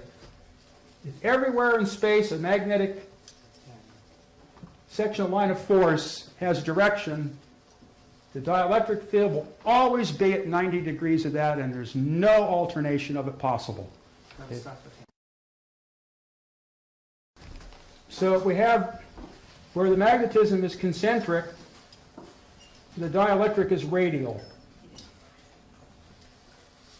This is where they get spin from. If one is one way, the other is the other way situation. This conjugate situation always exists everywhere in space. So if you know where the magnetic field is, you know where the dielectric field is. Mathematically. Okay, now the dielectric field, where magnetism has to form closed loops of a circulatory type of fashion, the dielectric field is radial lines that contact the metal surfaces. So they come out and they arch. And everywhere in space, they're at right angles to whatever magnetism exists. So now we have another field of force that exists as a conjugate to the magnetic field of force. And the two of them make up the electric field. Okay, now these forces, the more I raise the voltage, the more it wants to pull the wires together. Not push them apart, but pull them together. So the force is opposite. Now, if I move the wires closer together, these electrostatic lines of force or dielectric lines of force become even more concentrated. So now that I've moved this section of transmission line, the wires close together, the closer the wires are together, the more electrostatic energy the system will store. And it tends to pull itself together, where in the magnetic, the more magnetism there is, the more it wants to push the wires apart and make itself bigger to store the energy. So now we're starting to get into the concept of counter space. Ooh, This is why we want capacitor plates closer together and storing more energy.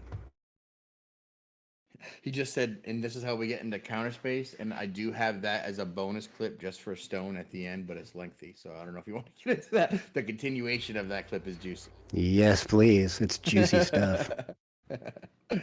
We didn't have time for it because we're already at an hour and a half, and I think I'm already long. So, moving right along, what he was illustrating, I think, quite adeptly as an artiste on that ridiculously stubborn whiteboard was these lines, right? He was depicting this exact thing. The circumferential and rotary, right? He said, what did he say? concentric. He called it concentric circles, right? But it's the same thing. It's the same description. But we have the radial termination in counter space. This would be this depiction, right? So I thought this was pretty good. This is another depiction of exactly the same thing. Again, a similar depiction from our boy Thermothysosis. No, I'll never get it. I'm just going to call him Ken Wheeler. But of course, it's depicting the same thing, right? We had the depiction of the ferrous cell before with the dielectric plane and the inertia, and of course the centrifugal and the centripetal forces, right? So he's depicting the same thing. And of course, when we're just describing magnetic and dielectric lines of force or lines of flux, you could call them composed of two different types. And again, just the basic description: concentric and rotary, and radial. That's the main difference. When we get to what J.J. Thomson described them, right? The Faraday tubes, he's using these exact lines. He's trying to describe the exact same thing, and he called them Faraday tubes, right? And then you have Thomson, who along with Heaviside altered this Maxwell concept, the Faraday Maxwell concept, right? Which is electrostatic field, and the field is the important part, which constituted the tubes of force. So you couldn't have the flux lines to terminate in a point that ending in counter space. You couldn't have the Faraday tube without the field, essentially.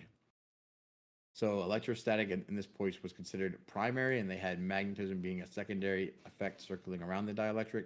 I believe there's opposing views from other scientists, but this is one held by J.J. Thomson.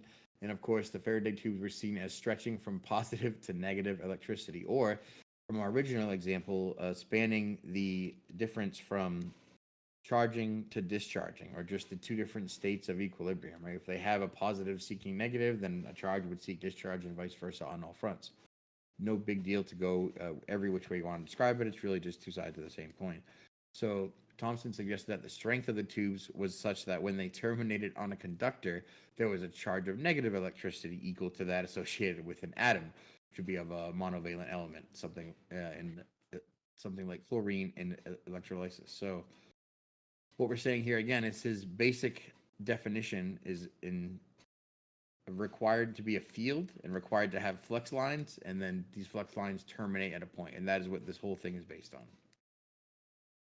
So he used the term Faraday tube to describe a unit line of electric force, essentially, and then Heaviside came in to alter that to give it the fundamental symbolic concepts so that we could use it today, right? So again, radial dielectric, circumferential or concentric magnetic. That's all we're going to go through here. I think we've been through it enough. If we look at this final depiction, we can see that a double toroidal field, but instead of this bar magnet, we can see that the field in 3D is a little bit more complex, and this double toroidal field of two different states, call it positive and negative, would react the very same way to a compass as a regular bar magnet would. So it would be attracted and repulsed at all the same points as you circle around it. So if you thought this was a bar magnet and it was a 3D double toroidal magnetic field, you wouldn't be able to tell with the compass. That is the point. So what has been conceptualized as atoms and particles and tiny points of space that don't have mass but are definitely existent in a probability cloud, you can see how actually it would be more accurate to think of that whole thing as a field instead of a particle that exists somewhere in the field. What you're dealing with is the field itself, and this is an easier conceptual way, and actually what the forerunners of electrical field theory had in their head when they went to explain it, and I don't think you can do it without it, or the particle lads are having a hell of a time anyway. So again, we're going to concentrate on Heaviside real quick before we wrap it up. I think we got about 5 more slides, so we're almost at the end. Emphasize the importance of understanding electricity in terms of fields rather than particles. This is what we just went over. This is vital, right? You can't really understand electrical field theory if you're determined to think in particles. It's in the name. So central to the field theory was the concept of the ether, a medium through which electromagnetic waves were thought to propagate. Maxwell described it as divided into cells, which each cells in spherical particles of electricity. We went over that in the cellular theory of his ether, a little bit flawed, but again, combining both sides. Now let's go to, I think, our final clip, which is Dollard explaining who Heaviside was and what he did. Some crazy guy by the name of Oliver Heaviside starts engaging in experimental mathematics because the Maxwell stuff was basically impossible to use. I don't think that anybody this day has fully comprehended Maxwell's work, or I don't think anyone's even bothered to read it. It takes years. It's incredible labor. So it's just not happening. So Heaviside took some of that stuff and decided to experiment with it.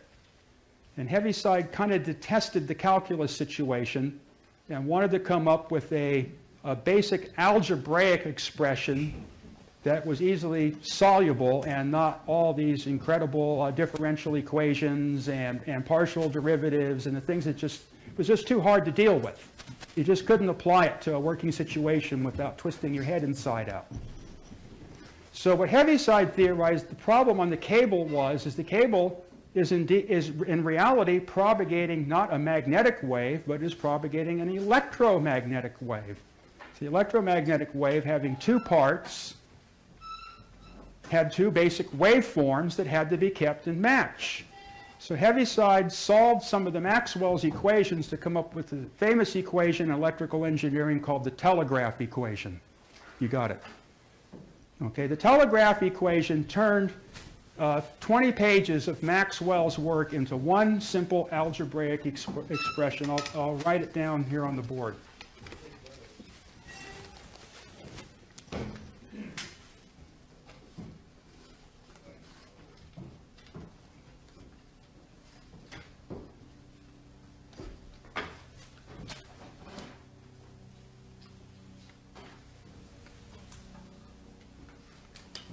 And that's the first term, the second term.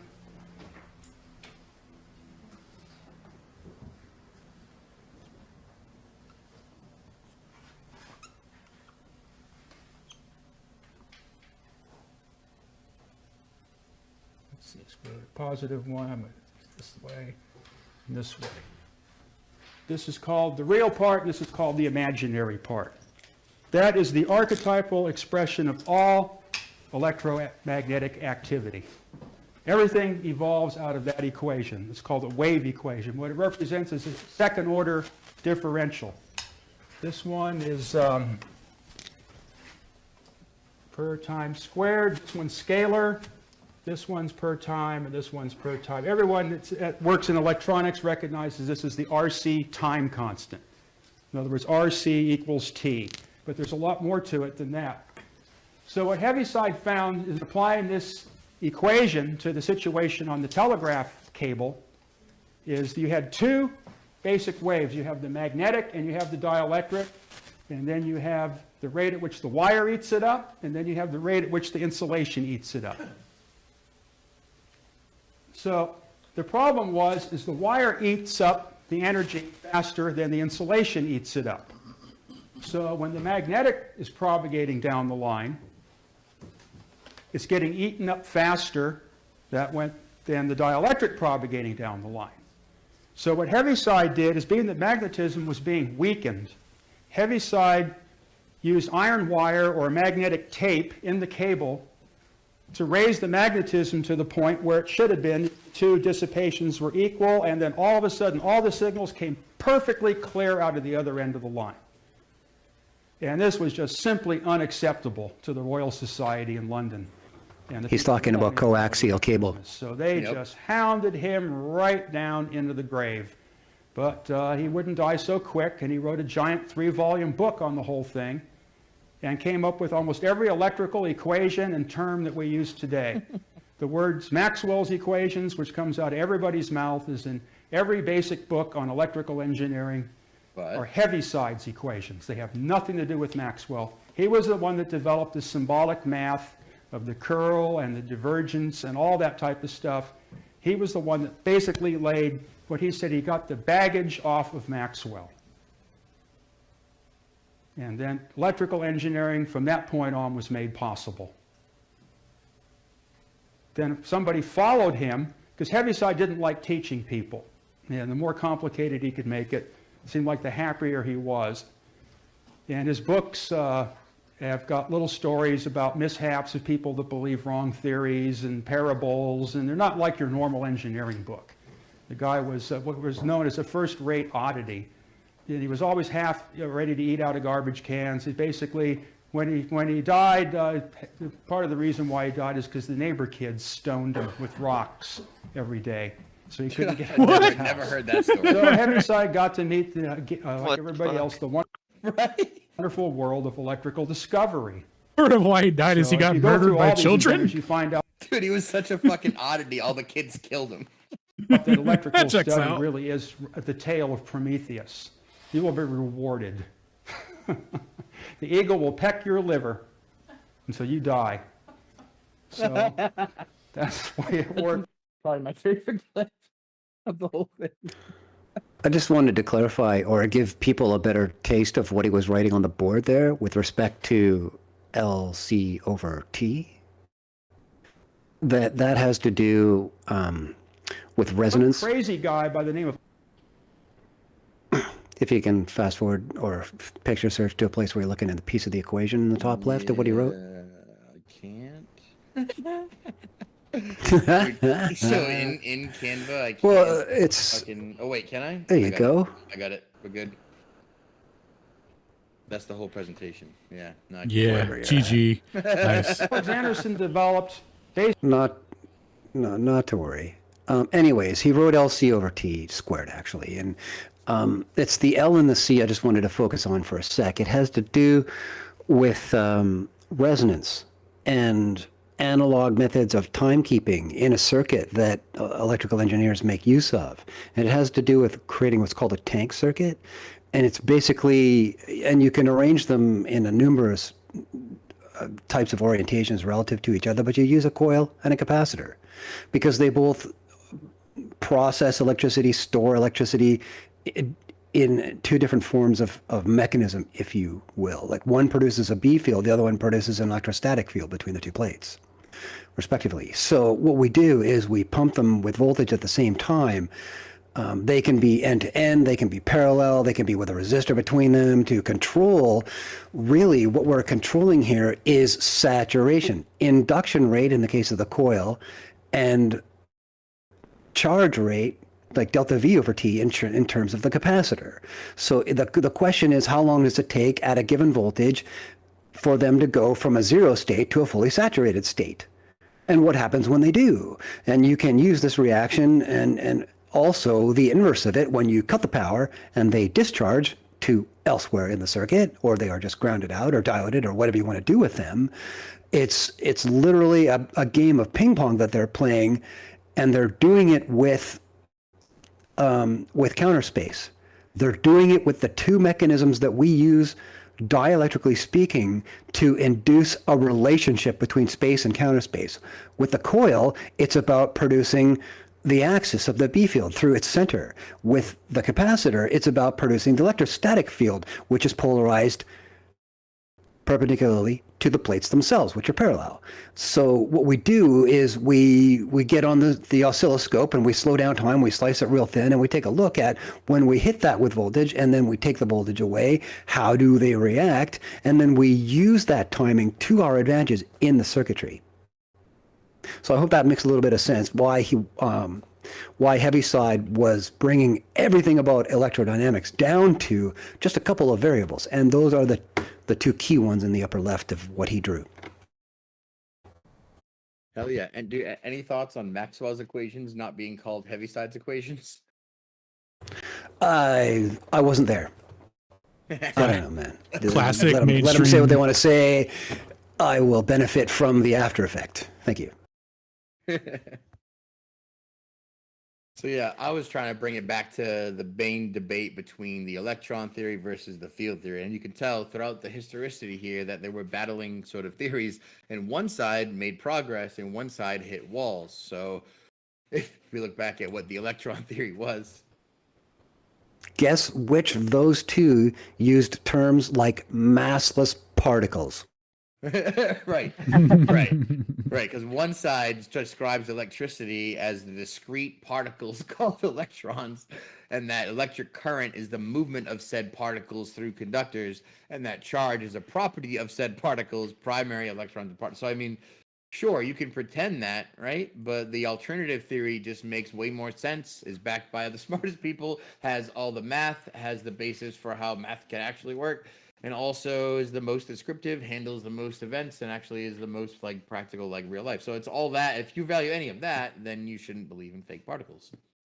But So if you go to the field theory, which again put forth and propagated by Faraday and Maxwell, best understood in terms of fields, so you need not fake particles, and that magnetic fields are the fundamental entities, not particles. It's absolutely correct in my opinion, and that these fields interact with each other and with charge objects. No fake massless charge particles required, or evident, or ever been found. And if we cut to let's see, the ether concept as a whole, based in this field versus particle theory, right? You can tell why this went the way of the wayside once you had Faraday tubes, and now everything's made of particles. And don't forget, everything's made of particles was well established and discovered in our very first slide back in 53 BC. We knew that all these were particles. So why these people are messing around with fields? They're just absolute retards in our opinion, right? Everybody knew the ether was disproven and particles are the thing. So why is all of the history grounded so deeply and rooted in electrical field theory? I wonder. That's quite a conundrum. But if we hop on over to electrons and what would be our competitors. So we've been concentrating on field theories and flux lines and how the electric interacts with the magnetic and what a conjugate relationship was. But what about the other side? Like, what about the electron side? How does that fare? Let's ask Dollar. So basically what I've done is now, when you look up at the power lines, okay, it's not just some metal there.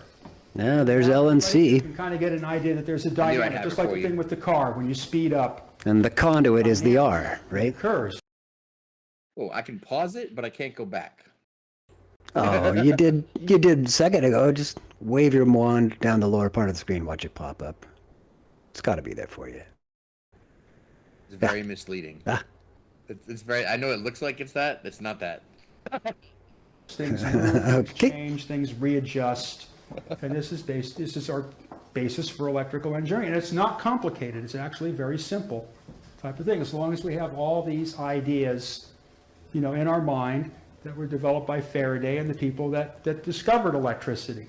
Okay, now what the Einsteiners tried to do was basically say that there is no electric field. It doesn't exist. All you have is the crossing point, which they call photon. And none of this other stuff even exists. It's just simply not there. Now, you just brought up the topic, so I'm gonna get into that. Oh, to give you the proper context, someone was like, "But I know particles have mass," and he was like, "No, massless particles. Let me tell you." So this is what this is explanation for that. Okay, the thing is the theory of relativity emerged from the writings of a guy by the name of J.J. Thomson and a few others. J.J. Thomson's the most important. J.J. Thomson revitalized the Faraday theory when the rest of the world was going back into the Newtonian action at a distance. To him, the lines of force were real, they were solid, they were there. I did an experiment when I was a kid. It's very simple, determined the same thing. I got a nice set of very sensitive, sound-powered Navy headphones from the Air Force Base. I had a magnetron magnet from one of their radars, and I had a 440-volt relay coil. Lots of turns of wire. Put on the headphones, connected to the coil, and waved it around the magnet, and I could hear the individual lines of force scratching through the windings. There was a fibrous... Oh, I did include the clip. I wouldn't have told the story. It's okay. He definitely tells it better. Something there. The faster I moved the wire through the air, the higher pitch the scraping noise was. So there was something scraping or acting, and to me that is another experiment that established the physical reality of the lines of force. Okay, now the Einstein and the physics and all that, see, we're kind of back in the same situation now we were with Oliver Heaviside. The physicists said it was a diffusion problem and based all their work on that, where Heaviside said it was an electromagnetic, a double energy type of situation that had to be balanced. So again and again, these things repeated. So J.J. Thomson discovered a phenomenon called the electron. He is the one that gave us the concept of the electron. And here's how the concept of electron worked in J.J. Thomson's mind. Is in one of these electrostatic saturation conditions, let me take the inside of a radio tube or some type of deal where I've got two metal plates in a vacuum with 100,000 volts between them, so I have this nice intense dielectric field. Okay, it's straining everything. The plates are being pulled together. Okay, what it starts to do is if I keep cranking up the voltage, it starts to pull what it's connected to in the atom out. The atom can't hold it anymore. It's starting to yank out. So what happens is one will break. One line of force will break loose, and you will have what's called an electron at that end of line of force, because a line of force can't just break and end in space, according to the Faraday theory. So this end of line of force, now you have a rubber band of dielectricity that's snapping, okay?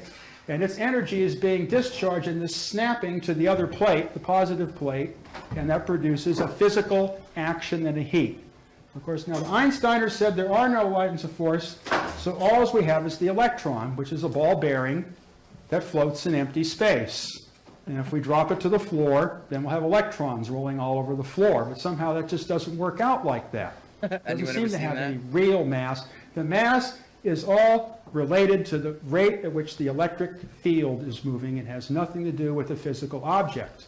Boom. Now, what was found was, just a second, what was found is that this electron phenomenon, if you try to make it happen faster, you cannot, if you have all the energy in the world, you can make it happen at the velocity of light. And anything less than that, it cannot reach that speed. And this is the basis for the proof of theory of relativity. The electron is not a ball bearing. Nobody knows. The only person He's referring to infinite voltage. was Philo. He's saying that to satisfy the condition, you need infinite voltage. Yep. He's dead. Yeah, and he also said that nobody knows about these nonsense fake particles, and the guy that invented it's dead, and you ain't gonna find nothing else. That was how he answered. It was like, the guy that invented them is dead, so you out of luck. That's just to say that the history is written by the victor, or in this case, the Rockefeller-funded textbook production, to put the history that they want you to know. All right, so that's pretty much it. I know it was super long, but I couldn't get anyone to watch the entire presentation. I know Stone might watch it. He's probably already seen all three of them. There's only 3, as far as I can tell, of Dollard's work on the internet, and each one is a 3 to 4 hour banger of just back-to-back contextual like gravy. So everyone should watch them, but hopefully we got a digestible chunk from this one. It was great. Is this the one where he explains the spooky action at a distance? I never heard that before from Dollard. Is that in this video here? Yep. He definitely goes into that, and then he kind of relates it to the Philadelphia experiment and how. Yeah, bro. Yeah, I want to hear more of that. Yeah, I had a clip about it, but I have Great a presentation, question. Shane, by the way. Not a lot was said on those matters. Thanks, man. Dude, Dollard is the man. I literally started watching that, and I was like, what the whole time, you know? Dollard is a genius, bro. Yeah. He sounds like he would have gotten along with all of us, I'll tell you that. Yeah, it'd be awesome to have him doing presentations on Aether cosmology. He hates flat earthers. Dude, does he really? He hates everybody, apparently. He's very hard to deal with. Shane, I do have a question. Yeah, for he's a you. little on the antisocial side. Yeah. Okay, so. No, I was just saying he's a little on the antisocial side. That goes with the territory. Yeah, especially with all like the stuff he claimed happened to him, right? Where like environmentalists, so-called environmentalist friends. Yeah, he has definitely suffered from a lot of stupid humans. That's for sure. And then he hears about Heaviside getting rocked, stoned to death in our day. Shane, I quote said, you said, I quote, was an absolute banger of gravy. Now, how did you differentiate between it being a banger and a girther? Girther, I knew it was coming. There's actually someone who just joined the server in the chat who mid presentation, he asked, "So are electrons real?" Like, because what I was taught, man, was all these science lies that y'all were telling me. That's just mind blowing, man. And then as he was asking that, you pulled up the slide that said the electron theory, so it kind of answered itself. But Nice. that guy just joined the server and asked that.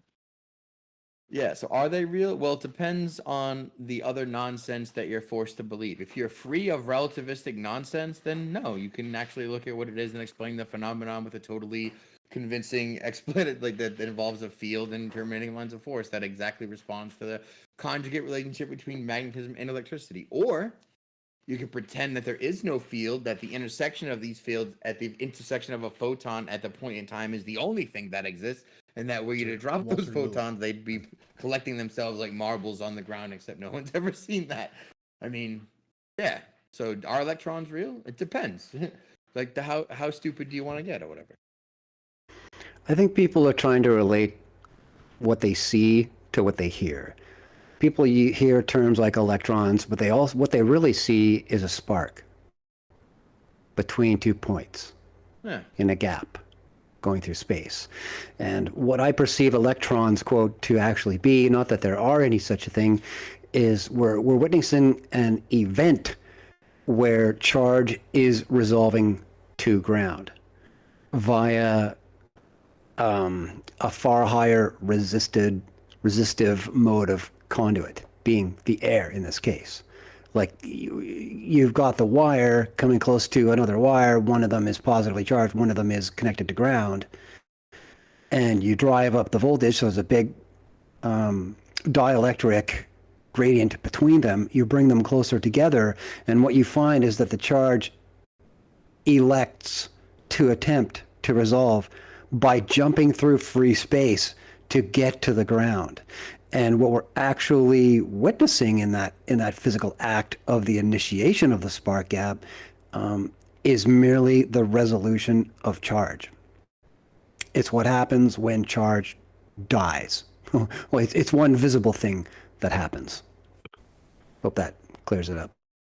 Yeah, not dissimilar to the photon being misnomed like as an event, right? It's just the intersection and point. So they did the same thing with an electron and this, what do they call that? Dissipitance, when it goes into nothing or whatever. Yeah, but I mean, when they talk about photons, they're always talking about its frequency, but sparking is broad spectrum, right up into the X-ray, and you know what I mean? It's a whole different physicality. Well, that's how Tesla explains his ether energy, radiant energy. I'm sure you're familiar with that. Yeah, for sure.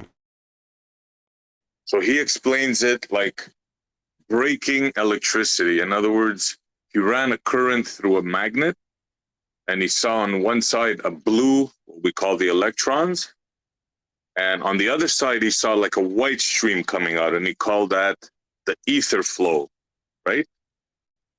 So that's quite interesting.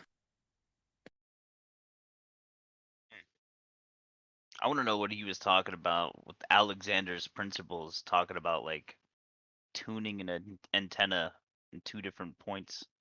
Yeah, the basis for the Philadelphia experiment, it was a different kind of capacitance, I think, when it was literally, he said, true action at a distance. That's what he So, said.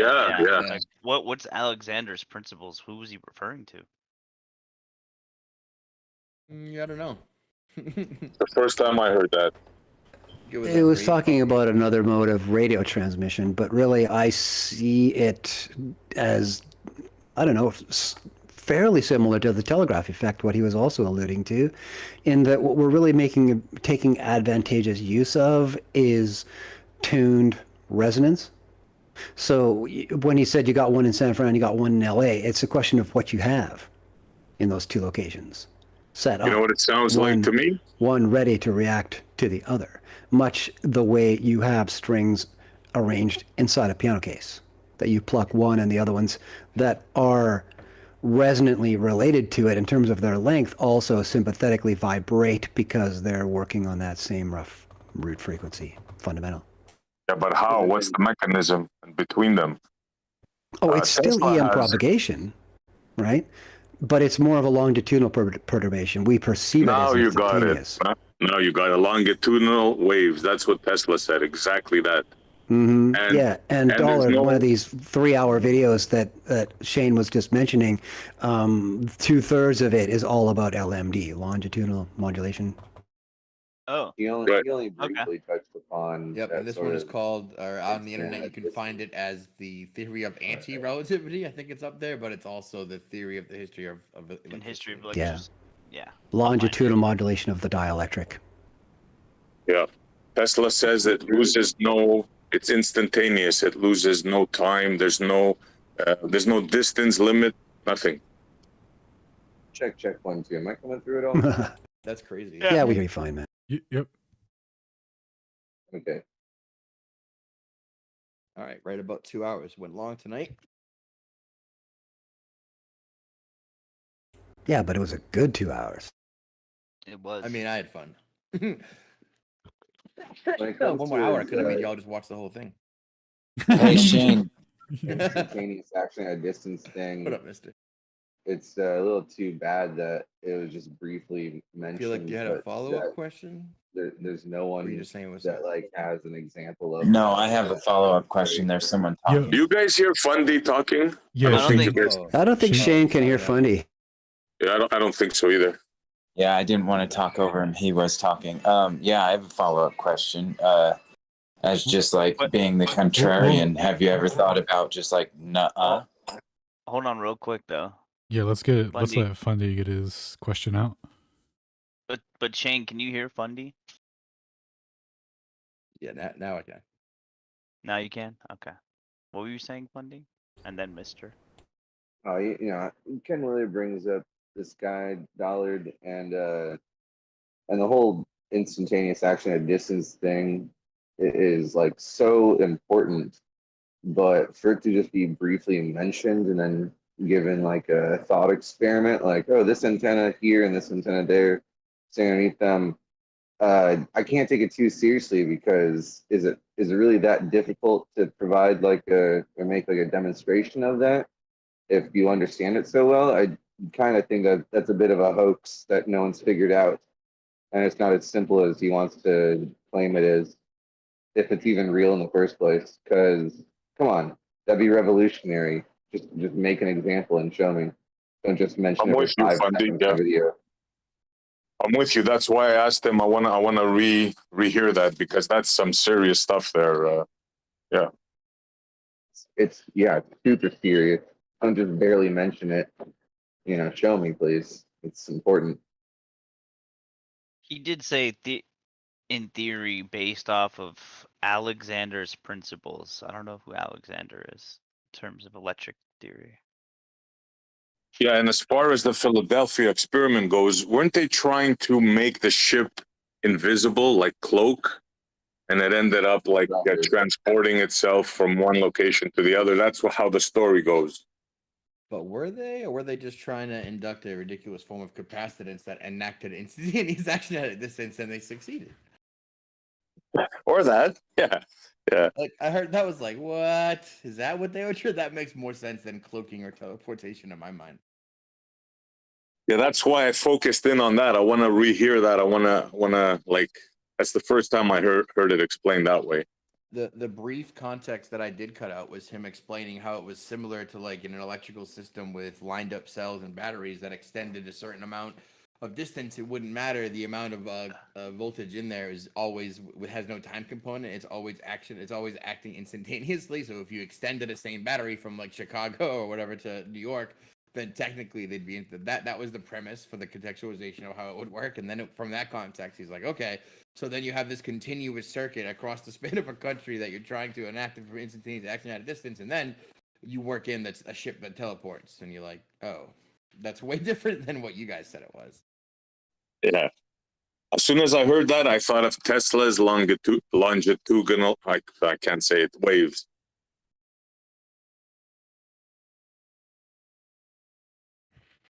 Yeah, dollars a G, man. Anyone who has the government come in and stamp up their shit and tear down their studio is someone I want to listen to for sure. Lady's like, for what? He was like, for my research, bitch. What do you mean for what? That was a great presentation, Shane. Well done. Yeah, thank you, Shane. Yeah, that was good, awesome. bro. Yeah. Glad everyone stuck in for the full 2 hours. That was good. I'll never watch a 3-hour video, but I will watch you present on said video for 3 hours. I think it was like 46 minutes of dollar by the end of it when I added up the clips. But I never got All we gotta do is put you at half speed, Shane, and we're good to go. Like half speed. That was a joke. I put Bennett at 1.5 and nobody noticed, or did everybody notice?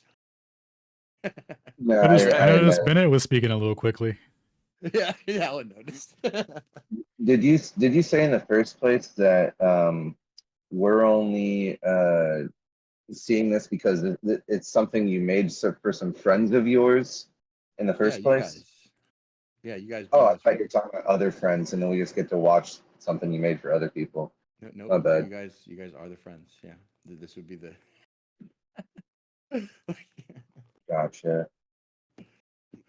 So since we're on the subject, are you guys aware of the Tesla radiant energy and the experiments that Tesla, not Tesla, Dollard, with the white the light bulbs, demonstrating that they have full attractive force? Have you guys seen that? No, what is that? Never heard of her. Oh, you got to look into this. Yeah, it's the way Tesla explains it. He calls it ether flow energy, right? So, like I was explaining before, he cracked electricity. In other words, from the electromagnetic circuit, let's call it, he separated this ether flow with a magnet, and he called it radiant energy. And it uses spark gap technology, by the way. Now they demonstrated that when they used the Tesla coil and the spark gap technology to produce this form of radiant energy, when you light a light bulb with it, it has like an attractive force. In other words, if you put a paper next to it or a tin foil, it will attract it to the bulb. It's freaked out. That's pretty interesting. Yeah, another one of those big deal Tesla things is lossless long distance power transmission or whatever. Like, Yep. I'm gonna light up this light bulb 10 miles away, and it's not going to like take an extreme amount of energy to power. It's just going to take the amount of energy to power a regular light bulb. The distance is irrelevant because of the antenna design and the scalar waves or whatever. Ken Liller's talked about this a lot, and how and totally there's so many people, because this is the whole Wardenclyffe Tower thing, right, that never got completed. And there's so many people like Neil deGrasse Tyson and Bill Nye and some of those YouTuber sort of celebrity scientist people that have like talked about this and been like, yeah, Tesla, he lived 100 years ago. He had some dreams. They weren't logical. He didn't know what he was doing. For him to give wireless power all over, the amount of energy and the loss involved in that, it's just ridiculous, and it would never work. And then Ken Wheel was like, no, they're all dumb. He knew how to transmit power and turn the light bulb on without any loss at all. And it's like, if that's true, that's a big deal. I have found that to be a constant in the science arena in general, that you find a certain demographic of people who say things like, that's not going to work, or that doesn't work, or that's never going to work. And really, in my own mind, I have an auto translator, and all I hear those people saying is they don't have it figured out.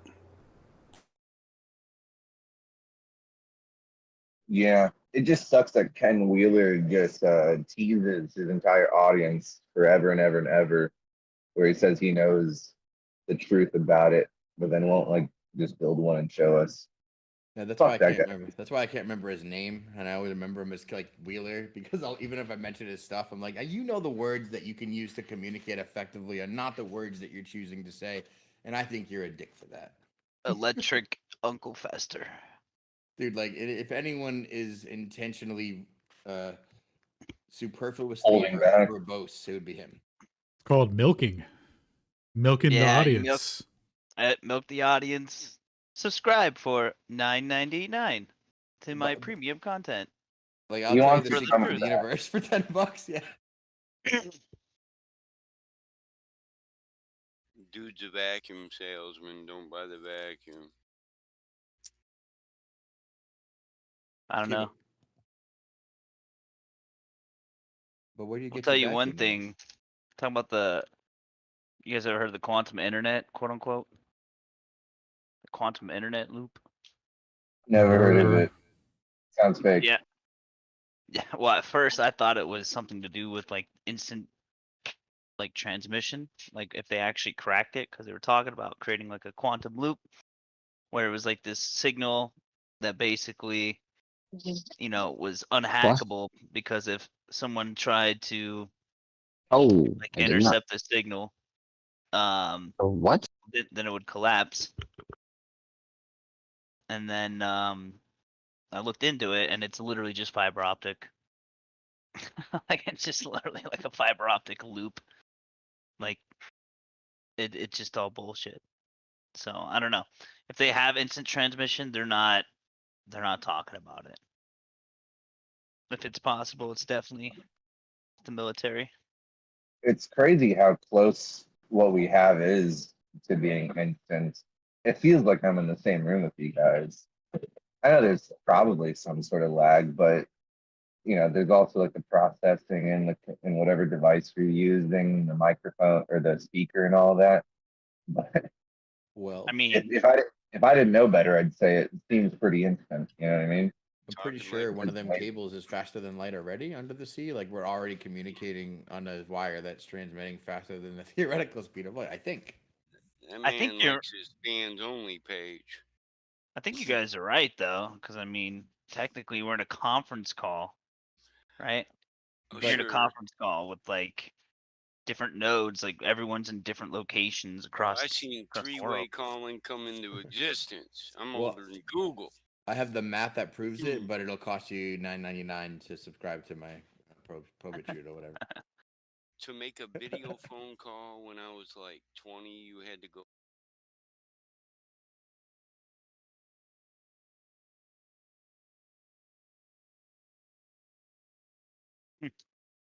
I was really surprised to hear that the first FaceTime or whatever was done by AT&T in like 1870. Can you guys believe that? Like in 1870, they're doing FaceTime with each other, not on a cell phone or anything, but like a video call. What do you mean a video call? I'm talking about two people on the phone, and then also a screen in front of them. You know, They didn't have screens. Oh, we had TVs, bro. Dude, look it up. Look it up. HBO. Dude, Mandela effect. 1870? Yeah, Mandela effect or whatever. 1870 to 1920, they were doing a few different versions of FaceTime for brevity's sake, to call it. Wasn't the television like the CRT screen like? Wasn't that in like 1927? Yeah, I get it, man. I get it. So that's a weird gap. Yeah, do you want to wrap up the stream? Can you just provide any links Yep. or anything? Do you have anything going on or whatever? When's your debate? Not till the 24th. Oh, so mine's first. Okay. Yep. So mine's next week and then the other week after. tomorrow we'll probably do a community space stream or join one of the ongoing community spaces. And then Thursday will be research and reading tonight. And then Friday will be Flat Earth Fridays, episode 114, I want to say. Maybe 13, can't remember. But they're getting up there. 13 So, again? Okay. Yeah, 13 again. We're doing a redo. Trying to set the high score. So we're going to redo that one. It'll be 13 again, part 4. And that's all I got so far. And then sometime on the 24th, we'll be doing a debate. And then I think your debate's on the 17th, is it? Yep, we're doing a debate. Yep, we got a debate against some dude on Twitter with optics and Earth curves next week on Thursday. You've actually got 2 debates coming up, I heard. Yeah, so well, I don't know. I agreed to FTFE and I haven't heard back. We'll see if he wants to debate maps, but he seems really hesitant all of a sudden. I'm not going to give him any information at all because he's really terrified and I think it's hilarious. Nice. Sounds good. All right, well, I think that wraps up the stream for the night. Cool, thanks Oh, everyone. you guys are still alive? My bad. Yeah, it usually happens. That's why we try to do it real quick and then